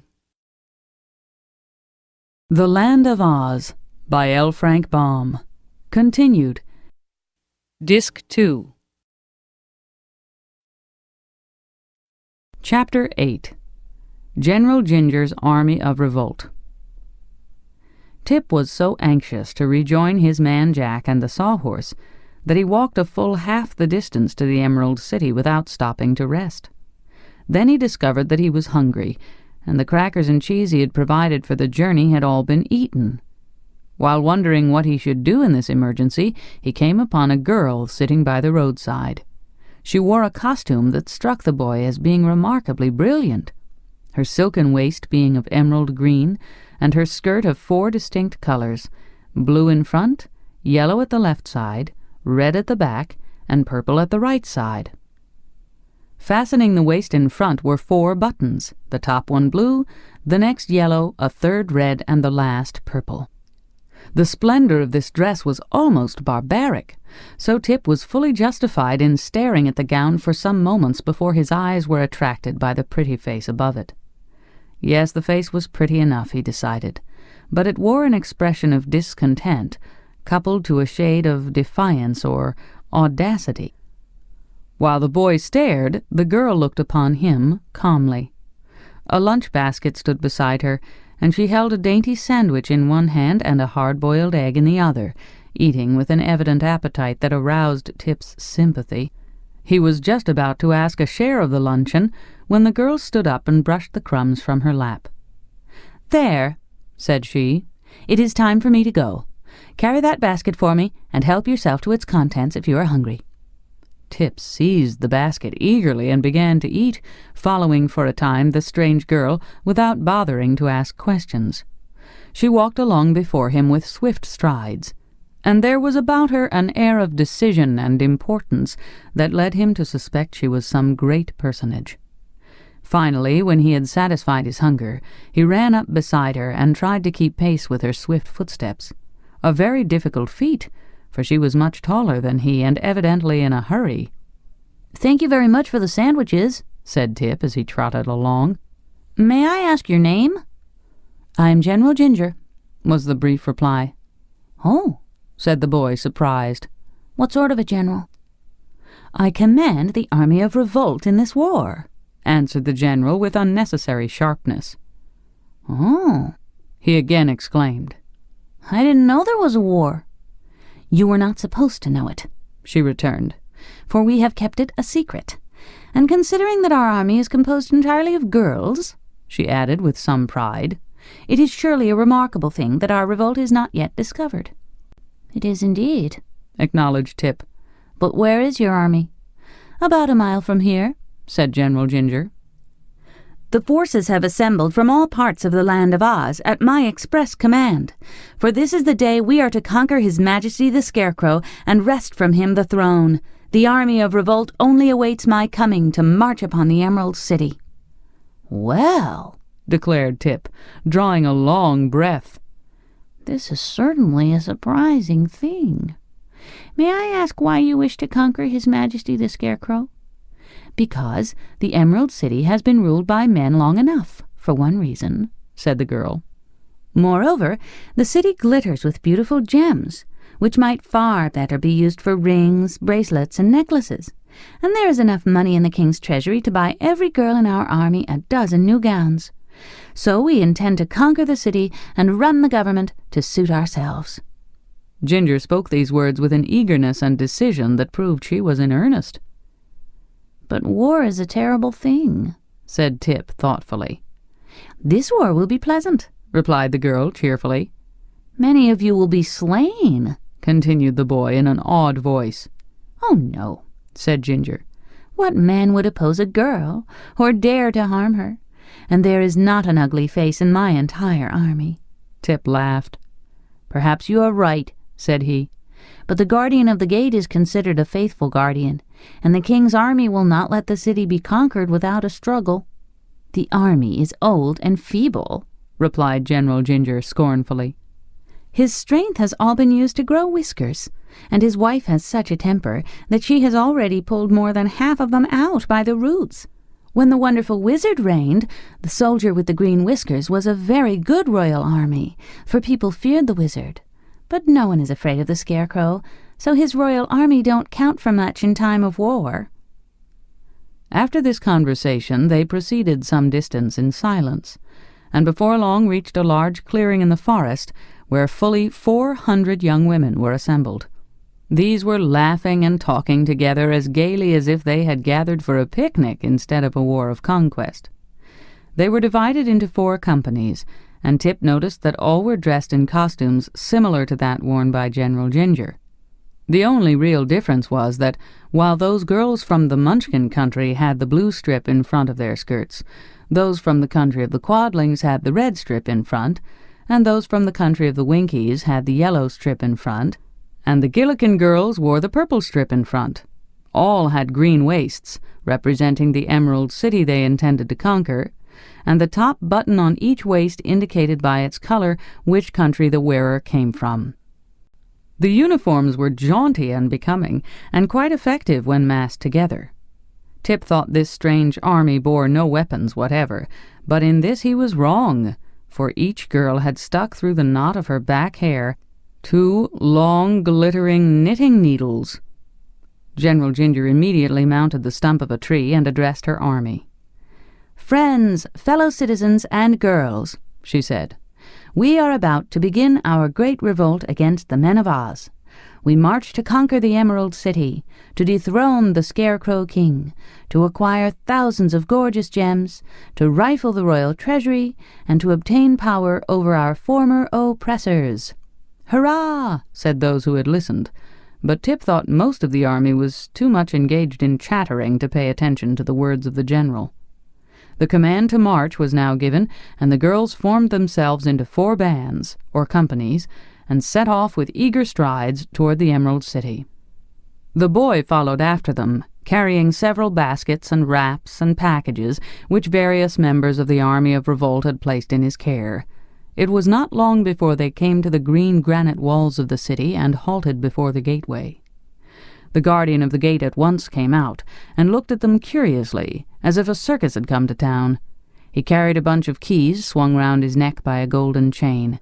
His hands were thrust carelessly into his pockets, and he seemed to have no idea at all that the city was threatened by rebels.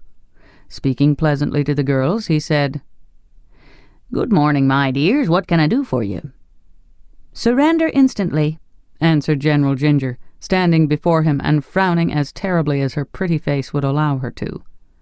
"Surrender?" echoed the man, astounded. "Why, it's impossible. It's against the law. I never heard of such a thing in my life." "Still, you must surrender," exclaimed the general fiercely. "We are revolting." "You don't look it," said the guardian, gazing from one to another admiringly. "But we are," cried Ginger, stamping her foot impatiently. "And we mean to conquer the Emerald City." "Good gracious," returned the surprised guardian of the gates. "What a nonsensical idea. Go home to your mothers, my good girls, and milk the cows and bake the bread. Don't you know it's a dangerous thing to conquer a city?" "We are not afraid," responded the general, and she looked so determined that it made the guardian uneasy. So he rang the bell for the soldier with the green whiskers, and the next minute was sorry he had done so, for immediately he was surrounded by a crowd of girls who drew the knitting needles from their hair and began jabbing them at the guardian, with the sharp points dangerously near his fat cheeks and blinking eyes.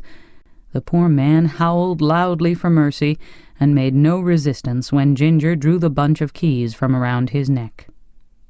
Followed by her army, the general now rushed to the gateway, where she was confronted by the Royal Army of Oz, which was the other name for the soldier with the green whiskers. "Halt!"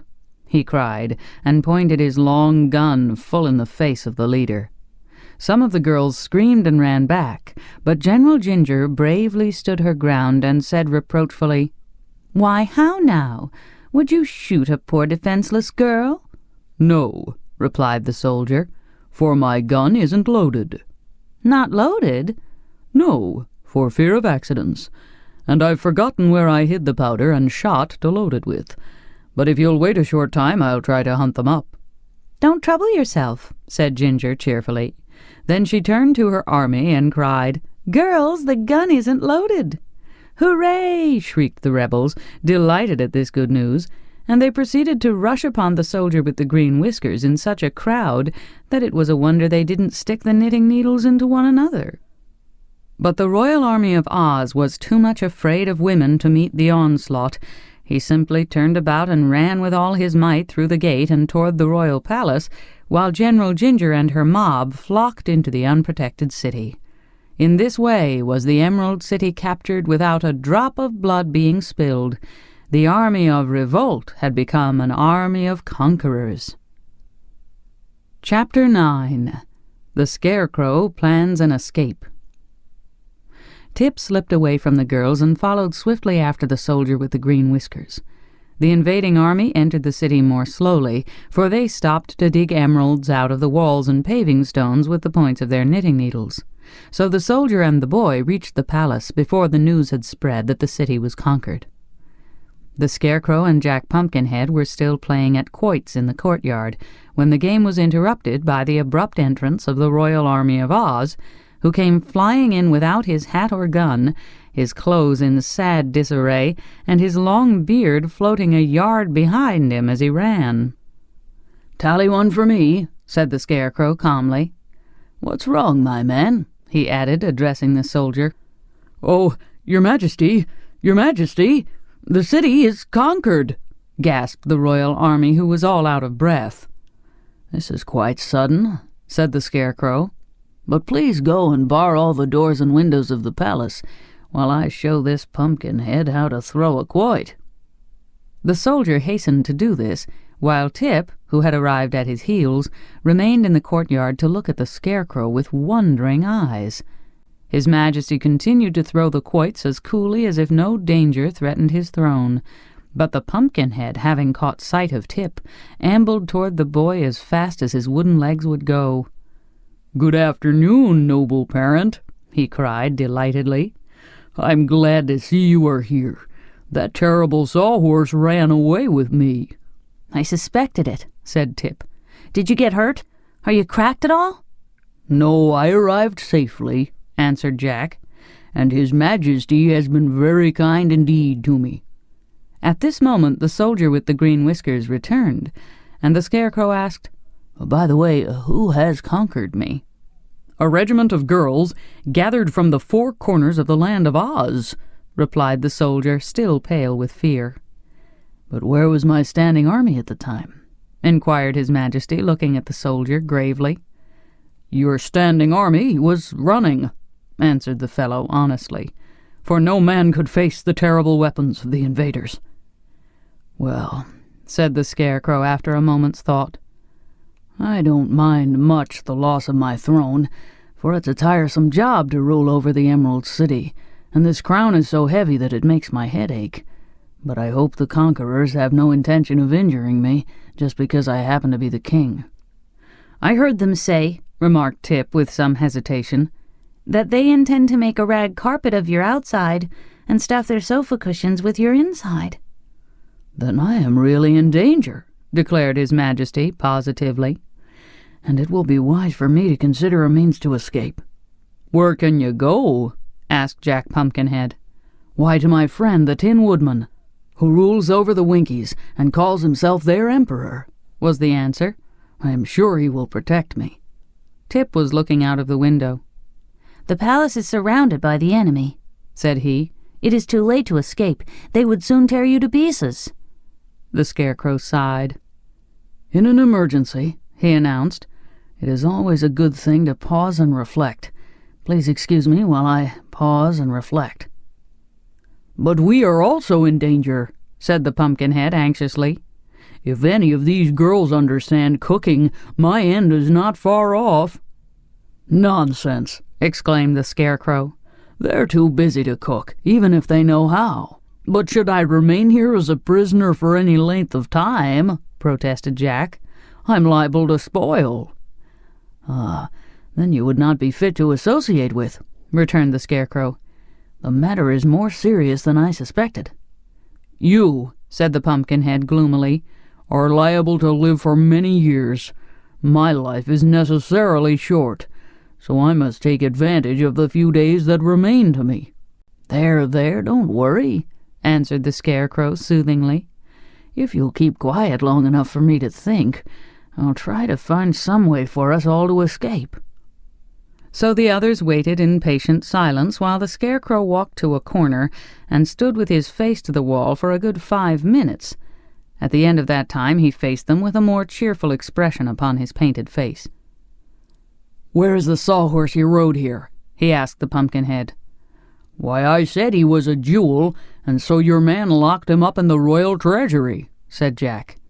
"It was the only place I could think of, Your Majesty," added the soldier, fearing he had made a blunder. "It pleases me very much," said the Scarecrow. "Has the animal been fed?" "Oh, yes, I gave him a heaping peck of sawdust." "Excellent," cried the Scarecrow. "Bring the horse here at once." The soldier hastened away, and presently they heard the clattering of the horse's wooden legs upon the pavement as he was led into the courtyard. His Majesty regarded the steed critically. "He doesn't seem especially graceful," he remarked musingly. "But I suppose he can run?" "He can indeed," said Tip, gazing upon the sawhorse admiringly. "Then bearing us upon his back, he must make a dash through the ranks of the rebels and carry us to my friend the Tin Woodman," announced the Scarecrow. "He can't carry 4, objected Tip. "No, but he may be induced to carry 3, said His Majesty. "I shall therefore leave my royal army behind, for from the ease with which he was conquered, I have little confidence in his powers." "Still, he can run," declared Tip, laughing. "I expected this blow," said the soldier sulkily, "but I can bear it. I shall disguise myself by cutting off my lovely green whiskers, and after all, it is no more dangerous to face those reckless girls than to ride this fiery, untamed wooden horse." "Perhaps you are right," observed His Majesty. "But for my part, not being a soldier, I am fond of danger. Now, my boy, you must mount first, and please sit as close to the horse's neck as possible." Tip climbed quickly to his place, and the soldier and the Scarecrow managed to hoist the Pumpkinhead to a seat just behind him. There remained so little space for the king that he was liable to fall off as soon as the horse started. "Fetch a clothesline," said the king to his army, "and tie us all together. Then if one falls off, we will all fall off." And while the soldier was gone for the clothesline, His Majesty continued, "It is well for me to be careful, for my very existence is in danger." "I have to be as careful as you do," said Jack. "Not exactly," replied the Scarecrow, for if anything happened to me, that would be the end of me. But if anything happened to you, they could use you for seed." The soldier now returned with a long line and tied all three firmly together, also lashing them to the body of the sawhorse, so there seemed little danger of their tumbling off. "Now throw open the gates," commanded the Scarecrow, "and we will make a dash to liberty or to death." The courtyard in which they were standing was located in the center of the great palace, which surrounded it on all sides. But in one place a passage led to an outer gateway which the soldier had barred by order of his sovereign. It was through this gateway His Majesty proposed to escape, and the royal army now led the sawhorse along the passage and unbarred the gate, which swung backward with a loud crash. "Now," said Tip to the horse, "you must save us all. Run as fast as you can for the gate of the city and don't let anything stop you." "All right," answered the sawhorse gruffly, and dashed away so suddenly that Tip had to gasp for breath and hold firmly to the post he had driven into the creature's neck. Several of the girls who stood outside guarding the palace were knocked over by the sawhorse's mad rush. Others ran screaming out of the way, and only one or two jabbed their knitting needles frantically at the escaping prisoners. Tip got one small prick in his left arm, which smarted for an hour afterward, but the needles had no effect upon the Scarecrow or Jack Pumpkinhead, who never even suspected they were being prodded. As for the sawhorse, he made a wonderful record, upsetting a fruit cart, overturning several meek-looking men, and finally bowling over the new guardian of the gate, a fussy little fat woman appointed by General Ginger. Nor did the impetuous charger stop then.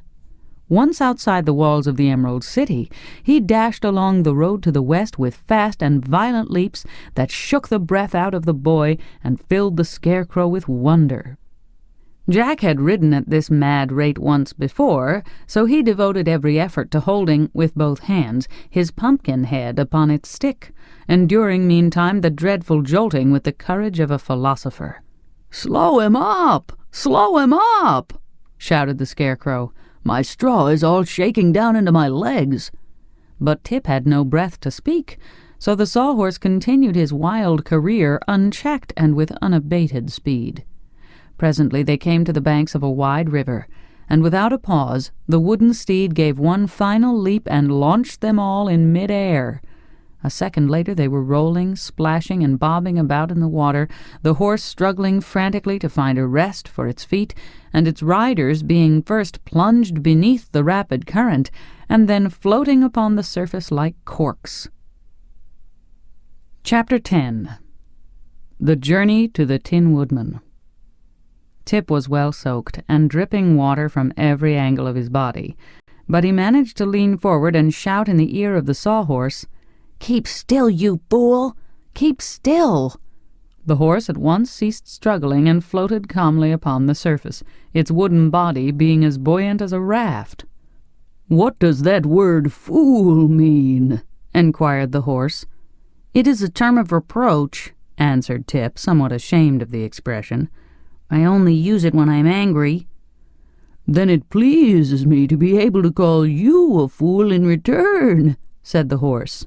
"For I did not make the river, nor put it in our way, so only a term of reproach is fit for one who becomes angry with me for falling into the water." "That is quite evident," replied Tip, "so I will acknowledge myself in the wrong." Then he called out to the Pumpkinhead, "Are you all right, Jack?" There was no reply, so the boy called to the king. "Are you all right, Your Majesty?" The Scarecrow groaned. "I'm all wrong somehow," he said in a weak voice. "How very wet this water is." Tip was bound so tightly by the cord that he could not turn his head to look at his companions, so he said to the sawhorse, "Paddle with your legs toward the shore." The horse obeyed, and although their progress was slow, they finally reached the opposite river bank at a place where it was low enough to enable the creature to scramble upon dry land. With some difficulty, the boy managed to get his knife out of his pocket and cut the cords that bound the riders to one another and to the wooden horse. He heard the Scarecrow fall to the ground with a mushy sound, and then he himself quickly dismounted and looked at his friend Jack. The wooden body, with its gorgeous clothing, still sat upright upon the horse's back, but the Pumpkinhead was gone, and only the sharpened stick that served for a neck was visible. As for the Scarecrow, the straw in his body had shaken down with a jolting and packed itself into his legs and the lower part of his body, which appeared very plump and round, while his upper half seemed like an empty sack. Upon his head the Scarecrow still wore the heavy crown which had been sewed on to prevent his losing it, but the head was now so damp and limp that the weight of the gold and jewels sagged forward and crushed the painted face into a mass of wrinkles that made him look exactly like a Japanese pug dog. Tip would have laughed had he not been so anxious about his man Jack. But the Scarecrow, however damaged, was all there, while the Pumpkinhead that was so necessary to Jack's existence was missing. So the boy seized a long pole that fortunately lay near at hand and anxiously turned again toward the river. Far out upon the waters he sighted the golden hue of the pumpkin, which gently bobbed up and down with the motion of the waves. At that moment it was quite out of Tip's reach, but after a time it floated nearer and still nearer, until the boy was able to reach it with his pole and draw it to the shore. Then he brought it to the top of the bank, carefully wiped the water from its pumpkin face with his handkerchief, and ran with it to Jack and replaced the head upon the man's neck. "Dear me," were Jack's first words. "What a dreadful experience. I wonder if water is liable to spoil pumpkins." Tip did not think a reply was necessary, for he knew that the Scarecrow also stood in need of his help. So he carefully removed the straw from the king's body and legs and spread it out in the sun to dry. The wet clothing he hung over the body of the sawhorse. "If water spoils pumpkins," observed Jack with a deep sigh, "then my days are numbered." "I've never noticed that water spoils pumpkins," returned Tip, "unless the water happens to be boiling. If your head isn't cracked, my friend, you must be in fairly good condition." "Oh, my head isn't cracked in the least," declared Jack more cheerfully. "Then don't worry," retorted the boy. "Care once killed a cat." "Then," said Jack seriously, "I am very glad indeed that I am not a cat." The sun was fast drying their clothing, and Tip stirred up His Majesty's straw so that the warm rays might absorb the moisture and make it as crisp and dry as ever. When this had been accomplished, he stuffed the Scarecrow into symmetrical shape and smoothed out his face so that he wore his usual gay and charming expression. "Thank you very much," said the monarch brightly as he walked about and found himself to be well balanced. "There are several distinct advantages in being a Scarecrow, for if one has friends near at hand to repair damages, nothing very serious can happen to you." "I wonder if hot sunshine is liable to crack pumpkins," said Jack with an anxious ring in his voice. "Not at all, not at all," replied the Scarecrow gaily. "All you need fear, my boy, is old age. When your golden youth has decayed, we shall quickly part company, but you needn't look forward to it.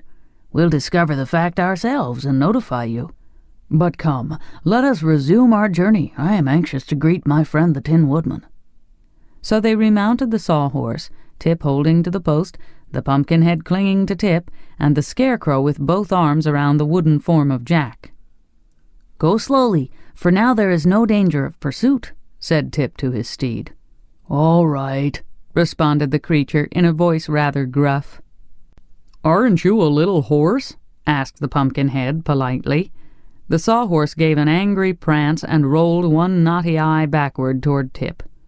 "See here," he growled, "can't you protect me from insult?" "To be sure," answered Tip soothingly. "I am sure Jack meant no harm, and it will not do for us to quarrel, you know. We must all remain good friends."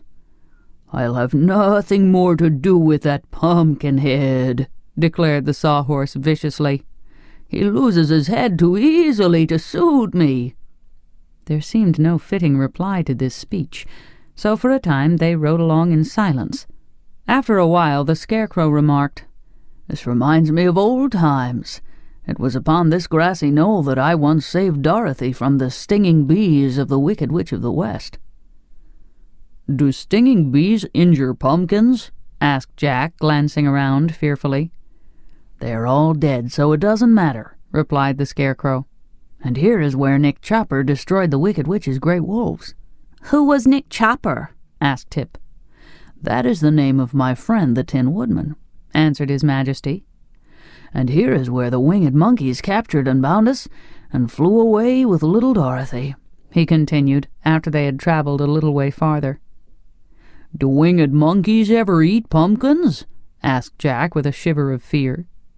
"I do not know, but you have little cause to worry, for the winged monkeys are now the slaves of Glinda the Good, who owns the golden cap that commands their services," said the Scarecrow reflectively. Then the stuffed monarch became lost in thought, recalling the days of past adventures, and the sawhorse rocked and rolled over the flower-strewn fields and carried its riders swiftly upon their way. Twilight fell by, and then the dark shadows of night. So Tip stopped the horse, and they all proceeded to dismount. "I'm tired out," said the boy, yawning wearily, "and the grass is soft and cool. Let us lie down here and sleep until morning." "I can't sleep," said Jack. "I never do," said the Scarecrow. "I do not even know what sleep is," said the Sawhorse. "Still, we must have consideration for this poor boy, who is made of flesh and blood and bone, and gets tired," suggested the Scarecrow in his usual thoughtful manner. "I remember it was the same way with little Dorothy. We always had to sit through the night while she slept." "I'm sorry," said Tip meekly, "but I can't help it, and I'm dreadfully hungry, too." "Here is a new danger," remarked Jack gloomily. "I hope you are not fond of eating pumpkins." "Not unless they're stewed and made into pies," answered the boy, laughing. "So have no fears of me, friend Jack." "What a coward that Pumpkinhead is," said the Sawhorse scornfully. "You might be a coward yourself if you knew you were liable to spoil," retorted Jack angrily. There, interrupted the Scarecrow. "Don't let us quarrel. We all have our weaknesses, dear friends, so we must strive to be considerate of one another.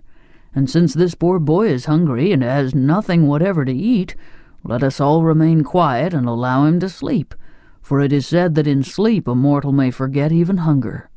"Thank you," exclaimed Tip gratefully. "Your Majesty is fully as good as you are wise, and that is saying a good deal." He then stretched himself upon the grass, and using the stuffed form of the Scarecrow for a pillow, was presently fast asleep. Chapter 11. A Nickel-Plated Emperor. Tip awoke soon after dawn, but the Scarecrow had already risen and plucked, with his clumsy fingers, a double handful of ripe berries from some bushes nearby. These the boy ate greedily, finding them an ample breakfast, and afterward the little party resumed its journey. After an hour's ride, they reached the summit of a hill from whence they espied the city of the Winkies, and noted the tall domes of the Emperor's palace rising from the clusters of more modest dwellings. The Scarecrow became greatly animated at this sight, and exclaimed, "How delighted I shall be to see my old friend the Tin Woodman again! I hope that he rules his people more successfully than I have ruled mine." "Is the Tin Woodman the Emperor of the Winkies?" asked the horse. "Yes, indeed. They invited him to rule over them soon after the Wicked Witch was destroyed. And as Nick Chopper has the best heart in all the world, I am sure he has proved an excellent and able emperor." "I thought that emperor was the title of a person who rules an empire," said Tip, "and the country of the Winkies is only a kingdom." "Don't mention that to the Tin Woodman," exclaimed the Scarecrow earnestly. "You would hurt his feelings terribly. He is a proud man, as he has every reason to be, and it pleases him to be termed emperor rather than king." "Oh, I'm sure it makes no difference to me," replied the boy.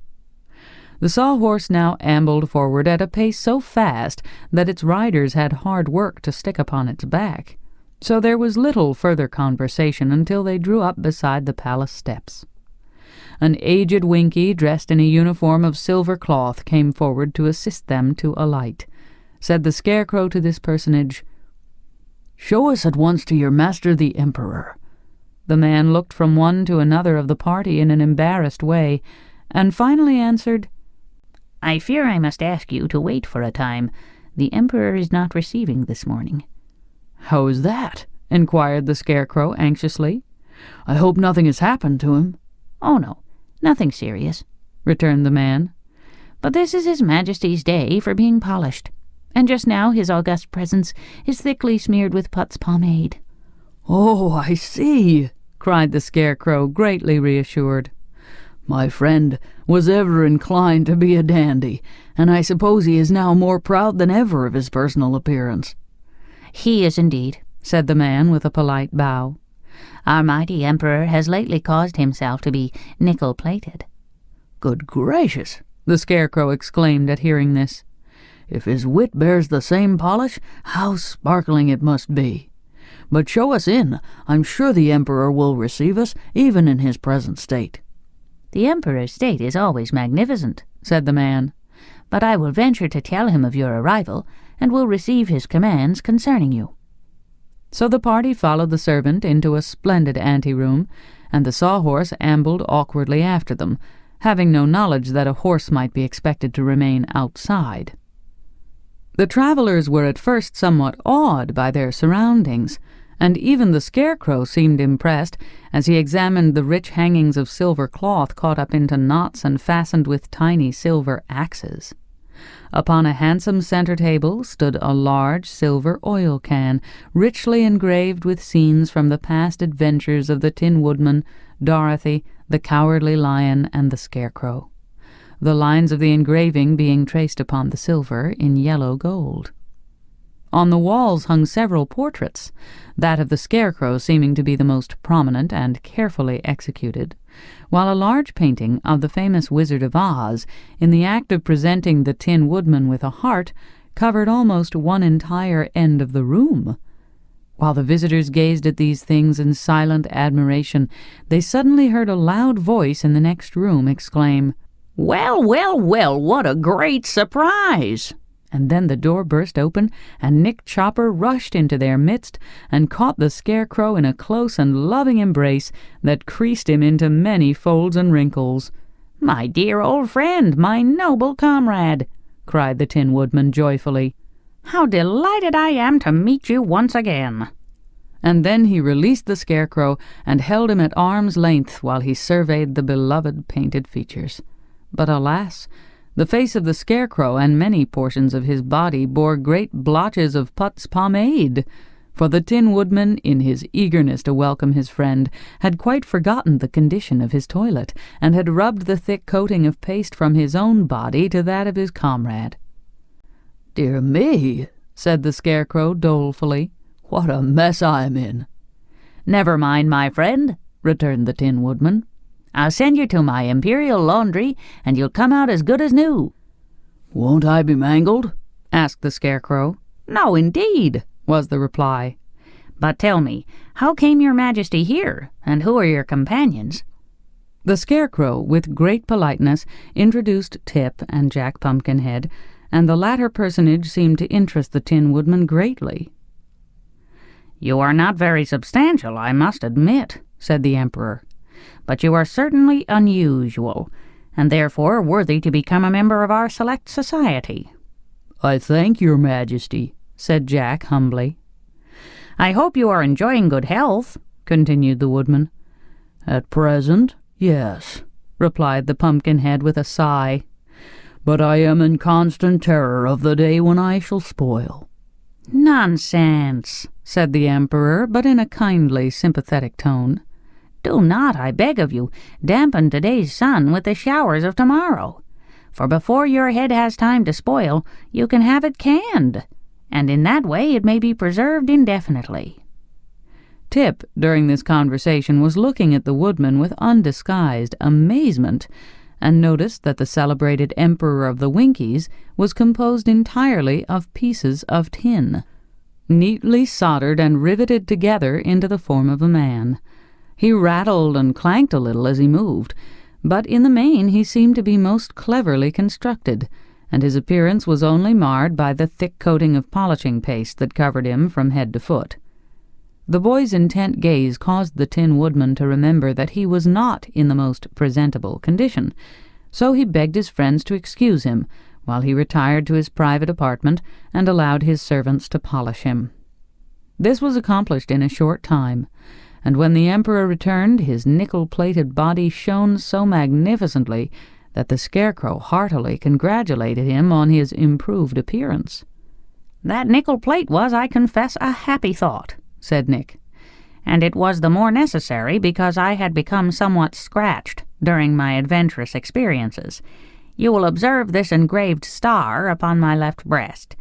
It not only indicates where my excellent heart lies, but covers very neatly the patch made by the wonderful wizard when he placed that valued organ in my breast with his own skillful hands." "Is your heart, then, a hand organ?" asked the Pumpkinhead, curiously. "By no means," responded the Emperor with dignity. "It is, I am convinced, a strictly orthodox heart, although somewhat larger and warmer than most people possess." Then he turned to the Scarecrow and asked, "Are your subjects happy and contented, my dear friend?" "I cannot say," was the reply, "for the girls of Oz have risen in revolt and driven me out of the Emerald City." "Great goodness!" cried the Tin Woodman. "What a calamity! They surely do not complain of your wise and gracious rule?" "No, but they say it is a poor rule that don't work both ways," answered the Scarecrow. "And these females are also of the opinion that men have ruled the land long enough, so they have captured my city, robbed the treasury of all its jewels, and are running things to suit themselves." "Dear me, what an extraordinary idea!" cried the Emperor, who was both shocked and surprised. "And I heard some of them say," said Tip, "that they intend to march here and capture the castle and city of the Tin Woodman." "Ah, we must not give them time to do that," said the Emperor quickly. "We will go at once and recapture the Emerald City and place the Scarecrow again upon his throne." "I was sure you would help me," remarked the Scarecrow in a pleased voice. "How large an army can you assemble?" "We do not need an army," replied the Woodman. "We four, with the aid of my gleaming axe, are enough to strike terror into the hearts of the rebels." "We 5, corrected the Pumpkinhead. "5?" repeated the Tin Woodman. "Yes, the Sawhorse is brave and fearless," answered Jack, forgetting his recent quarrel with the quadruped. The Tin Woodman looked around him in a puzzled way, for the Sawhorse had until now remained quietly standing in a corner where the Emperor had not noticed him. Tip immediately called the odd-looking creature to them, and it approached so awkwardly that it nearly upset the beautiful center table and the engraved oil can. "I begin to think," remarked the Tin Woodman as he looked earnestly at the Sawhorse, "that wonders will never cease. How came this creature alive?" "I did it with a magic powder," modestly asserted the boy, "and the Sawhorse has been very useful to us." "He enabled us to escape the rebels," added the Scarecrow. "Then we must surely accept him as a comrade," declared the Emperor. "A live Sawhorse is a distinct novelty, and should prove an interesting study. Does he know anything?" "Well, I cannot claim any great experience in life," the Sawhorse answered for himself. "But I seem to learn very quickly, and often it occurs to me that I know more than any of those around me." "Perhaps you do," said the Emperor, "for experience does not always mean wisdom. But time is precious just now, so let us quickly make preparations to start upon our journey." The Emperor called his Lord High Chancellor and instructed him how to run the kingdom during his absence. Meanwhile, the Scarecrow was taken apart, and the painted sack that served him for a head was carefully laundered and restuffed with the brains originally given him by the great wizard. His clothes were also cleaned and pressed by the imperial tailors, and his crown polished and again sewed upon his head, for the Tin Woodman insisted he should not renounce this badge of royalty. The Scarecrow now presented a very respectable appearance, and although in no way addicted to vanity, he was quite pleased with himself, and strutted a trifle as he walked. While this was being done, Tip mended the wooden limbs of Jack Pumpkinhead and made them stronger than before, and the Sawhorse was also inspected to see if he was in good working order. Then, bright and early the next morning, they set out upon the return journey to the Emerald City, the Tin Woodman bearing upon his shoulder a gleaming axe and leading the way, while the Pumpkinhead rode upon the Sawhorse, and Tip and the Scarecrow walked upon either side, to make sure that he didn't fall off or become damaged. Chapter 12. Mr. H.M. Wogglebug, T.E. Now General Ginger, who you will remember commanded the army of revolt, was rendered very uneasy by the escape of the Scarecrow from the Emerald City. She feared, and with good reason, that if His Majesty and the Tin Woodman joined forces, it would mean danger to her and her entire army. For the people of Oz had not yet forgotten the deeds of these famous heroes, who had passed successfully through so many startling adventures. So Ginger sent post-haste for old Mombi, the witch, and promised her large rewards if she would come to the assistance of the rebel army. Mombi was furious at the trick Tip had played upon her, as well as at his escape, and the theft of the precious Powder of Life. So she needed no urging to induce her to travel to the Emerald City to assist Ginger in defeating the Scarecrow and the Tin Woodman, who had made Tip one of their friends. Mombi had no sooner arrived at the royal palace than she discovered, by means of her secret magic, that the adventurers were starting upon their journey to the Emerald City. So she retired to a small room high up in a tower and locked herself in, while she practiced such arts as she could command to prevent the return of the Scarecrow and his companions. That was why the Tin Woodman presently stopped and said, "Something very curious has happened. I ought to know by heart every step of this journey, and yet I fear we have already lost our way." "That is quite impossible," protested the Scarecrow. "Why do you think, my dear friend, that we have gone astray?" "Why, here before us is a great field of sunflowers, and I never saw this field before in all my life." At these words they all looked around, only to find that they were indeed surrounded by a field of tall stalks, every stalk bearing at its top a gigantic sunflower. And not only were these flowers almost blinding in their vivid hues of red and gold, but each one whirled around upon its stalk like a miniature windmill, completely dazzling the vision of the beholders, and so mystifying them that they knew not which way to turn. "It's witchcraft!" exclaimed Tip. While they paused, hesitating and wondering, the Tin Woodman uttered a cry of impatience and advanced with swinging axe to cut down the stalks before him.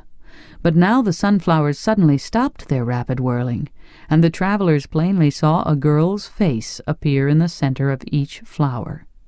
These lovely faces looked upon the astonished band with mocking smiles, and then burst into a chorus of merry laughter at the dismay their appearance caused. "Stop! Stop!" cried Tip, seizing the woodman's arm. "They're alive! They're girls!" At that moment the flowers began whirling again, and the faces faded away and were lost in the rapid revolutions. The Tin Woodman dropped his axe and sat down upon the ground. "It would be heartless to chop down those pretty creatures," said he despondently, "and yet I do not know how else we can proceed upon our way." "They look to me strangely like the faces of the army of revolt," mused the Scarecrow, "but I cannot conceive how the girls could have followed us here so quickly." "I believe it's magic," said Tip positively, "and that someone is playing a trick upon us. I've known old Mombi do things like that before. Probably it's nothing more than an illusion, and there are no sunflowers here at all." "Then let us shut our eyes and walk forward," suggested the woodman. "Excuse me," replied the Scarecrow. "My eyes are not painted to shut. Because you happen to have tin eyelids, you must not imagine we are all built in the same way." "And the eyes of the Sawhorse are not eyes," said Jack, leaning forward to examine them. "Nevertheless, you must ride quickly forward," commanded Tip, "and we will follow after you, and so try to escape. My eyes are already so dazzled that I can scarcely see." So the Pumpkinhead rode boldly forward, and Tip grasped the stub-tail of the Sawhorse and followed with closed eyes. The Scarecrow and the Tin Woodman brought up the rear, and before they had gone many yards, a joyful shout from Jack announced that the way was clear before them. Then all paused to look backward, but not a trace of the field of sunflowers remained.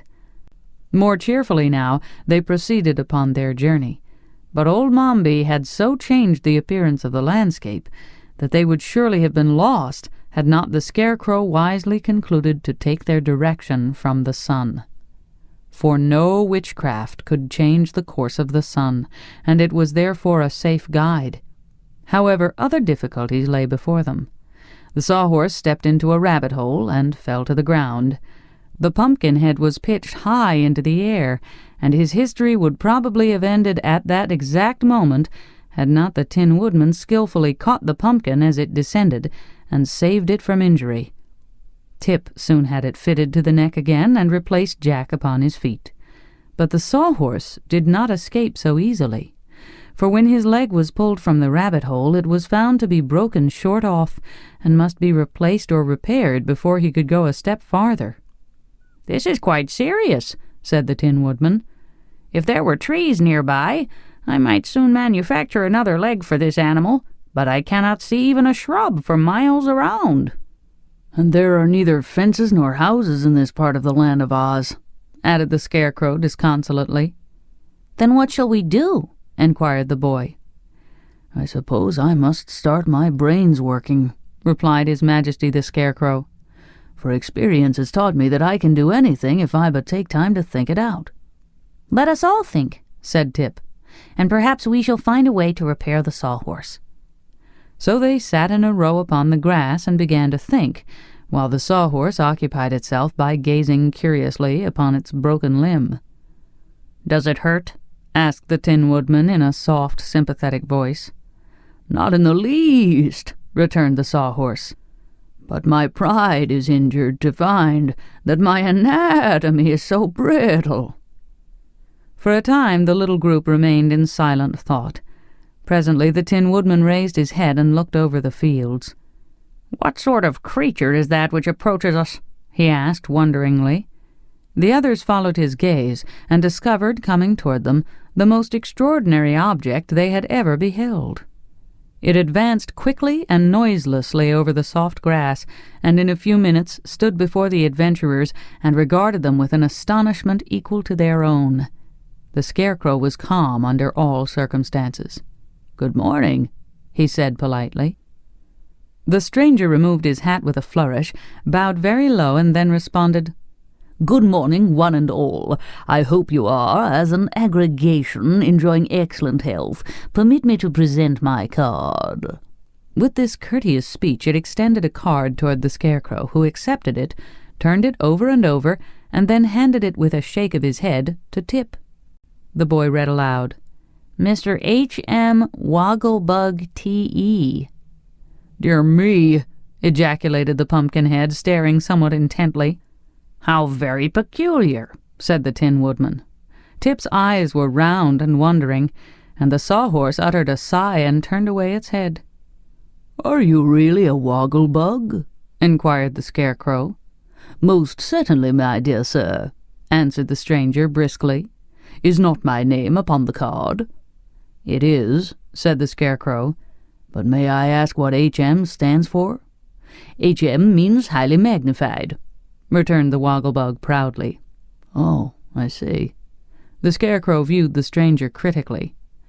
"And are you in truth highly magnified?" "Sir," said the Wogglebug, "I take you for a gentleman of judgment and discernment. Does it not occur to you that I am several thousand times greater than any Wogglebug you ever saw before? Therefore it is plainly evident that I am highly magnified, and there is no good reason why you should doubt the fact." "Pardon me," returned the Scarecrow. "My brains are slightly mixed since I was last laundered. Would it be improper for me to ask also what the T.E. at the end of your name stands for?" "Those letters express my degree," answered the Wogglebug with a condescending smile. To be more explicit, the initials mean that I am thoroughly educated." "Oh," said the Scarecrow, much relieved. Tip had not yet taken his eyes off this wonderful personage. What he saw was a great round, bug-like body supported upon two slender legs which ended in delicate feet, the toes curling upward. The body of the Woggle-Bug was rather flat, and judging from what could be seen of it, was of a glistening dark brown color upon the back, while the front was striped with alternate bands of light brown and white blending together at the edges. Its arms were fully as slender as its legs, and upon a rather long neck was perched its head, not unlike the head of a man, except that its nose ended in a curling antenna, or feeler, and its ears, from the upper points, bore antennae that decorated the sides of its head like two miniature curling pigtails. It must be admitted that the round black eyes were rather bulging in appearance, but the expression upon the Woggle-Bug's face was by no means unpleasant. For dress, the insect wore a dark blue swallowtail coat with a yellow silk lining and a flower in the buttonhole, a vest of white duck that stretched tightly across the wide body, knickerbockers of fawn-colored plush, fastened at the knees with gilt buckles, and perched upon its small head was jauntily set a tall silk hat. Standing upright before our amazed friends, the Woggle-Bug appeared to be fully as tall as the Tin Woodman, and surely no bug in all the land of Oz had ever before attained so enormous a size. "I confess," said the Scarecrow, "that your abrupt appearance has caused me surprise, and no doubt has startled my companions. I hope, however, that this circumstance will not distress you. We shall probably get used to you in time." "Do not apologize, I beg of you," returned the Woggle-Bug earnestly. "It affords me great pleasure to surprise people, for surely I cannot be classed with ordinary insects, and am entitled to both curiosity and admiration from those I meet." "You are indeed," agreed His Majesty. "If you will permit me to seat myself in your august company," continued the stranger, "I will gladly relate my history, so that you will be better able to comprehend my unusual, may I say, remarkable appearance." "You may say what you please," answered the Tin Woodman briefly. So the Woggle-Bug sat down upon the grass, facing the little group of wanderers, and told them the following story. Chapter 13. A Highly Magnified History. It is but honest that I should acknowledge at the beginning of my recital that I was born an ordinary Woggle-Bug, began the creature in a frank and friendly tone.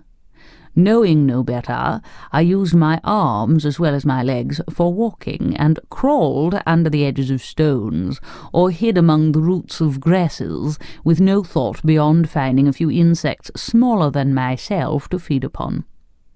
The chill nights rendered me stiff and motionless, for I wore no clothing, but each morning the warm rays of the sun gave me new life and restored me to activity.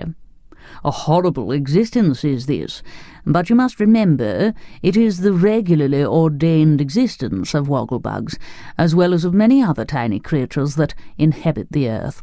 But destiny had singled me out, humble though I was, for a grander fate.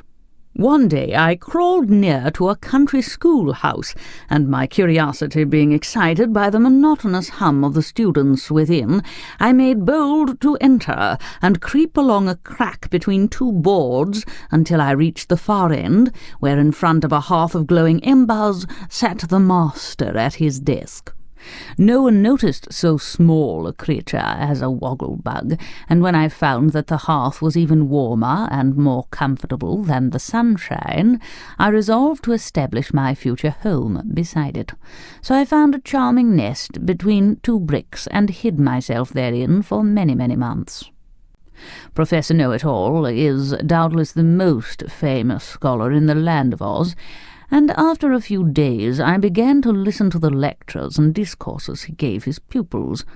Not one of them was more attentive than the humble, unnoticed Woggle-Bug, and I acquired in this way a fund of knowledge that I will myself confess is simply marvellous.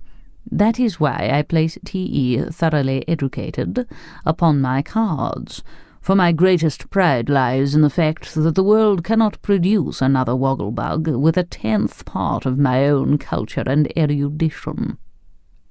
"I do not blame you," said the Scarecrow. "Education is a thing to be proud of. I'm educated myself. The mess of brains given me by the great wizard is considered by my friends to be unexcelled." "Nevertheless," interrupted the Tin Woodman, "a good heart is, I believe, much more desirable than education or brains." "To me," said the Sawhorse, "a good leg is more desirable than either." "Could seeds be considered in the light of brains?"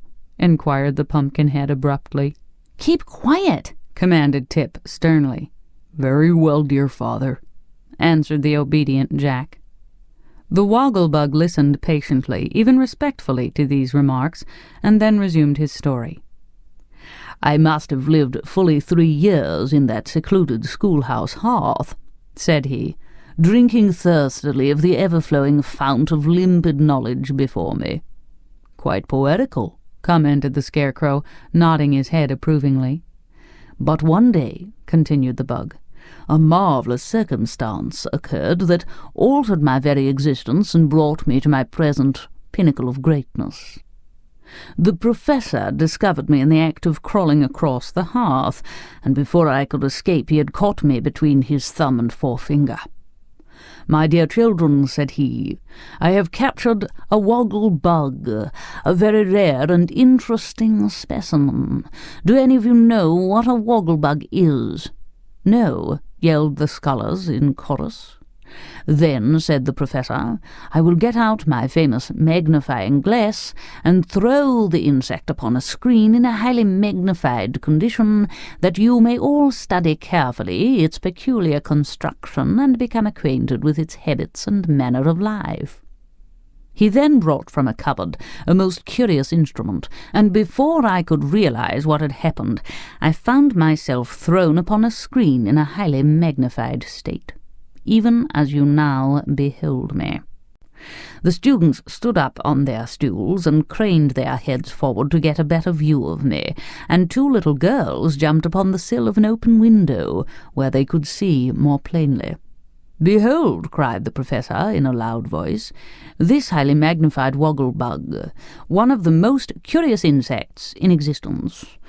Being thoroughly educated, and knowing what is required of a cultured gentleman, at this juncture I stood upright, and placing my hand upon my bosom, made a very polite bow. My action, being unexpected, must have startled them, for one of the little girls perched upon the window-sill gave a scream and fell backward out the window, drawing her companion with her as she disappeared. The Professor uttered a cry of horror, and rushed away through the door to see if the poor children were injured by the fall. The scholars followed after him in a wild mob, and I was left alone in the schoolroom, still in a highly magnified state, and free to do as I pleased. It immediately occurred to me that this was a good opportunity to escape. I was proud of my great size, and realized that now I could safely travel anywhere in the world, while my superior culture would make me a fit associate for the most learned person I might chance to meet. So while the Professor picked the little girls, who were more frightened than hurt, off the ground, and the pupils clustered around him closely grouped, I calmly walked out of the schoolhouse, turned a corner, and escaped unnoticed to a grove of trees that stood near." "Wonderful!" exclaimed the Pumpkinhead admiringly. "It was, indeed," agreed the Wogglebug. "I have never ceased to congratulate myself for escaping while I was highly magnified, for even my excessive knowledge would have proved of little use to me had I remained a tiny, insignificant insect." "I didn't know before," said Tip, looking at the Wogglebug with a puzzled expression, "that insects wore clothes." "Nor do they, in their natural state," returned the stranger. "But in the course of my wanderings I had the good fortune to save the 9th life of a tailor. Tailors having, like cats, 9 lives, as you probably know. The fellow was exceedingly grateful, for had he lost that 9th life it would have been the end of him. so he begged permission to furnish me with the stylish costume I now wear. It fits very nicely, does it not?" And the Woggle-Bug stood up and turned himself around slowly, that all might examine his person. "He must have been a good tailor," said the Scarecrow, somewhat enviously. "He was a good-hearted tailor at any rate," observed Nick Chopper. "But where were you going when you met us?" Tim asked the Woggle-Bug. "Nowhere in particular," was the reply, "although it is my intention soon to visit the Emerald City and arrange to give a course of lectures to select audiences on the advantages of magnification." "We are bound for the Emerald City now," said the Tin Woodman. "So if it pleases you to do so, you are welcome to travel in our company." The Woggle-Bug bowed with profound grace. "It will give me great pleasure," said he, "to accept your kind invitation, for nowhere in the land of Oz could I hope to meet with so congenial a company." "That is true," acknowledged the Pumpkinhead. "We are quite as congenial as flies and honey." "But, pardon me if I seem inquisitive. Are you not all rather unusual?" asked the Woggle-Bug, looking from one to another with unconcealed interest. "Not more so than yourself," answered the Scarecrow. "Everything in life is unusual until you get accustomed to it." "What rare philosophy!" exclaimed the Woggle-Bug admiringly. "Yes, my brains are working well today," admitted the Scarecrow, an accent of pride in his voice. "Then, if you are sufficiently rested and refreshed, let us bend our steps toward the Emerald City," suggested the Magnified One. "We can't," said Tip. "The Sawhorse has broken a leg, so he can't bend his steps, and there is no wood around to make him a new limb from. And we can't leave the horse behind because the Pumpkinhead is so stiff in his joints that he has to ride." "How very unfortunate," cried the Woggle-Bug. Then he looked the party over carefully and said, "If the Pumpkinhead is to ride, why not use one of his legs to make a leg for the horse that carries him? I judge that both are made of wood." "Now that is what I call real cleverness," said the Scarecrow approvingly. "I wonder my brains did not think of that long ago. Get to work, my dear Nick, and fit the Pumpkinhead's leg to the Sawhorse." Jack was not especially pleased with this idea, but he submitted to having his left leg amputated by the Tin Woodman and whittled down to fit the left leg of the Sawhorse. Nor was the Sawhorse especially pleased with the operation either, for he growled a good deal about being butchered, as he called it, and afterward declared that the new leg was a disgrace to a respectable Sawhorse. "I beg you to be more careful in your speech," said the Pumpkinhead sharply. "Remember, if you please, that it is my leg you are abusing." "I cannot forget it," retorted the Sawhorse, "for it is quite as flimsy as the rest of your person." "Flimsy? Me flimsy?" cried Jack in a rage. "How dare you call me flimsy?" "Because you are built as absurdly as a jumping jack," sneered the horse, rolling his knotty eyes in a vicious manner. "Even your head won't stay straight, and you never can tell whether you are looking backwards or forward." "Friends, I entreat you not to quarrel," pleaded the Tin Woodman anxiously. "As a matter of fact, we are none of us above criticism, so let us bear with each other's faults." "An excellent suggestion," said the Woggle-Bug approvingly. "You must have an excellent heart, my metallic friend." "I have," returned Nick, well pleased. "My heart is quite the best part of me. But now let us start upon our journey." They perched the one-legged Pumpkinhead upon the Sawhorse and tied him to his seat with cords so that he could not possibly fall off, and then, following the lead of the Scarecrow, they all advanced in the direction of the Emerald City. Chapter 14. Old Mombi Indulges in Witchcraft. They soon discovered that the Sawhorse limped, for his new leg was a trifle too long, so they were obliged to halt while the Tin Woodman chopped it down with his axe, after which the wooden steed paced along more comfortably. But the Sawhorse was not entirely satisfied even yet. "It was a shame that I broke my other leg," it growled. "On the contrary," airily remarked the Woggle-Bug, who was walking alongside, "you should consider the accident most fortunate, for a horse is never of much use until he has been broken." "I beg your pardon," said Tip, rather provoked, for he felt a warm interest in both the Sawhorse and his man Jack. "But permit me to say that your joke is a poor one, and as old as it is poor."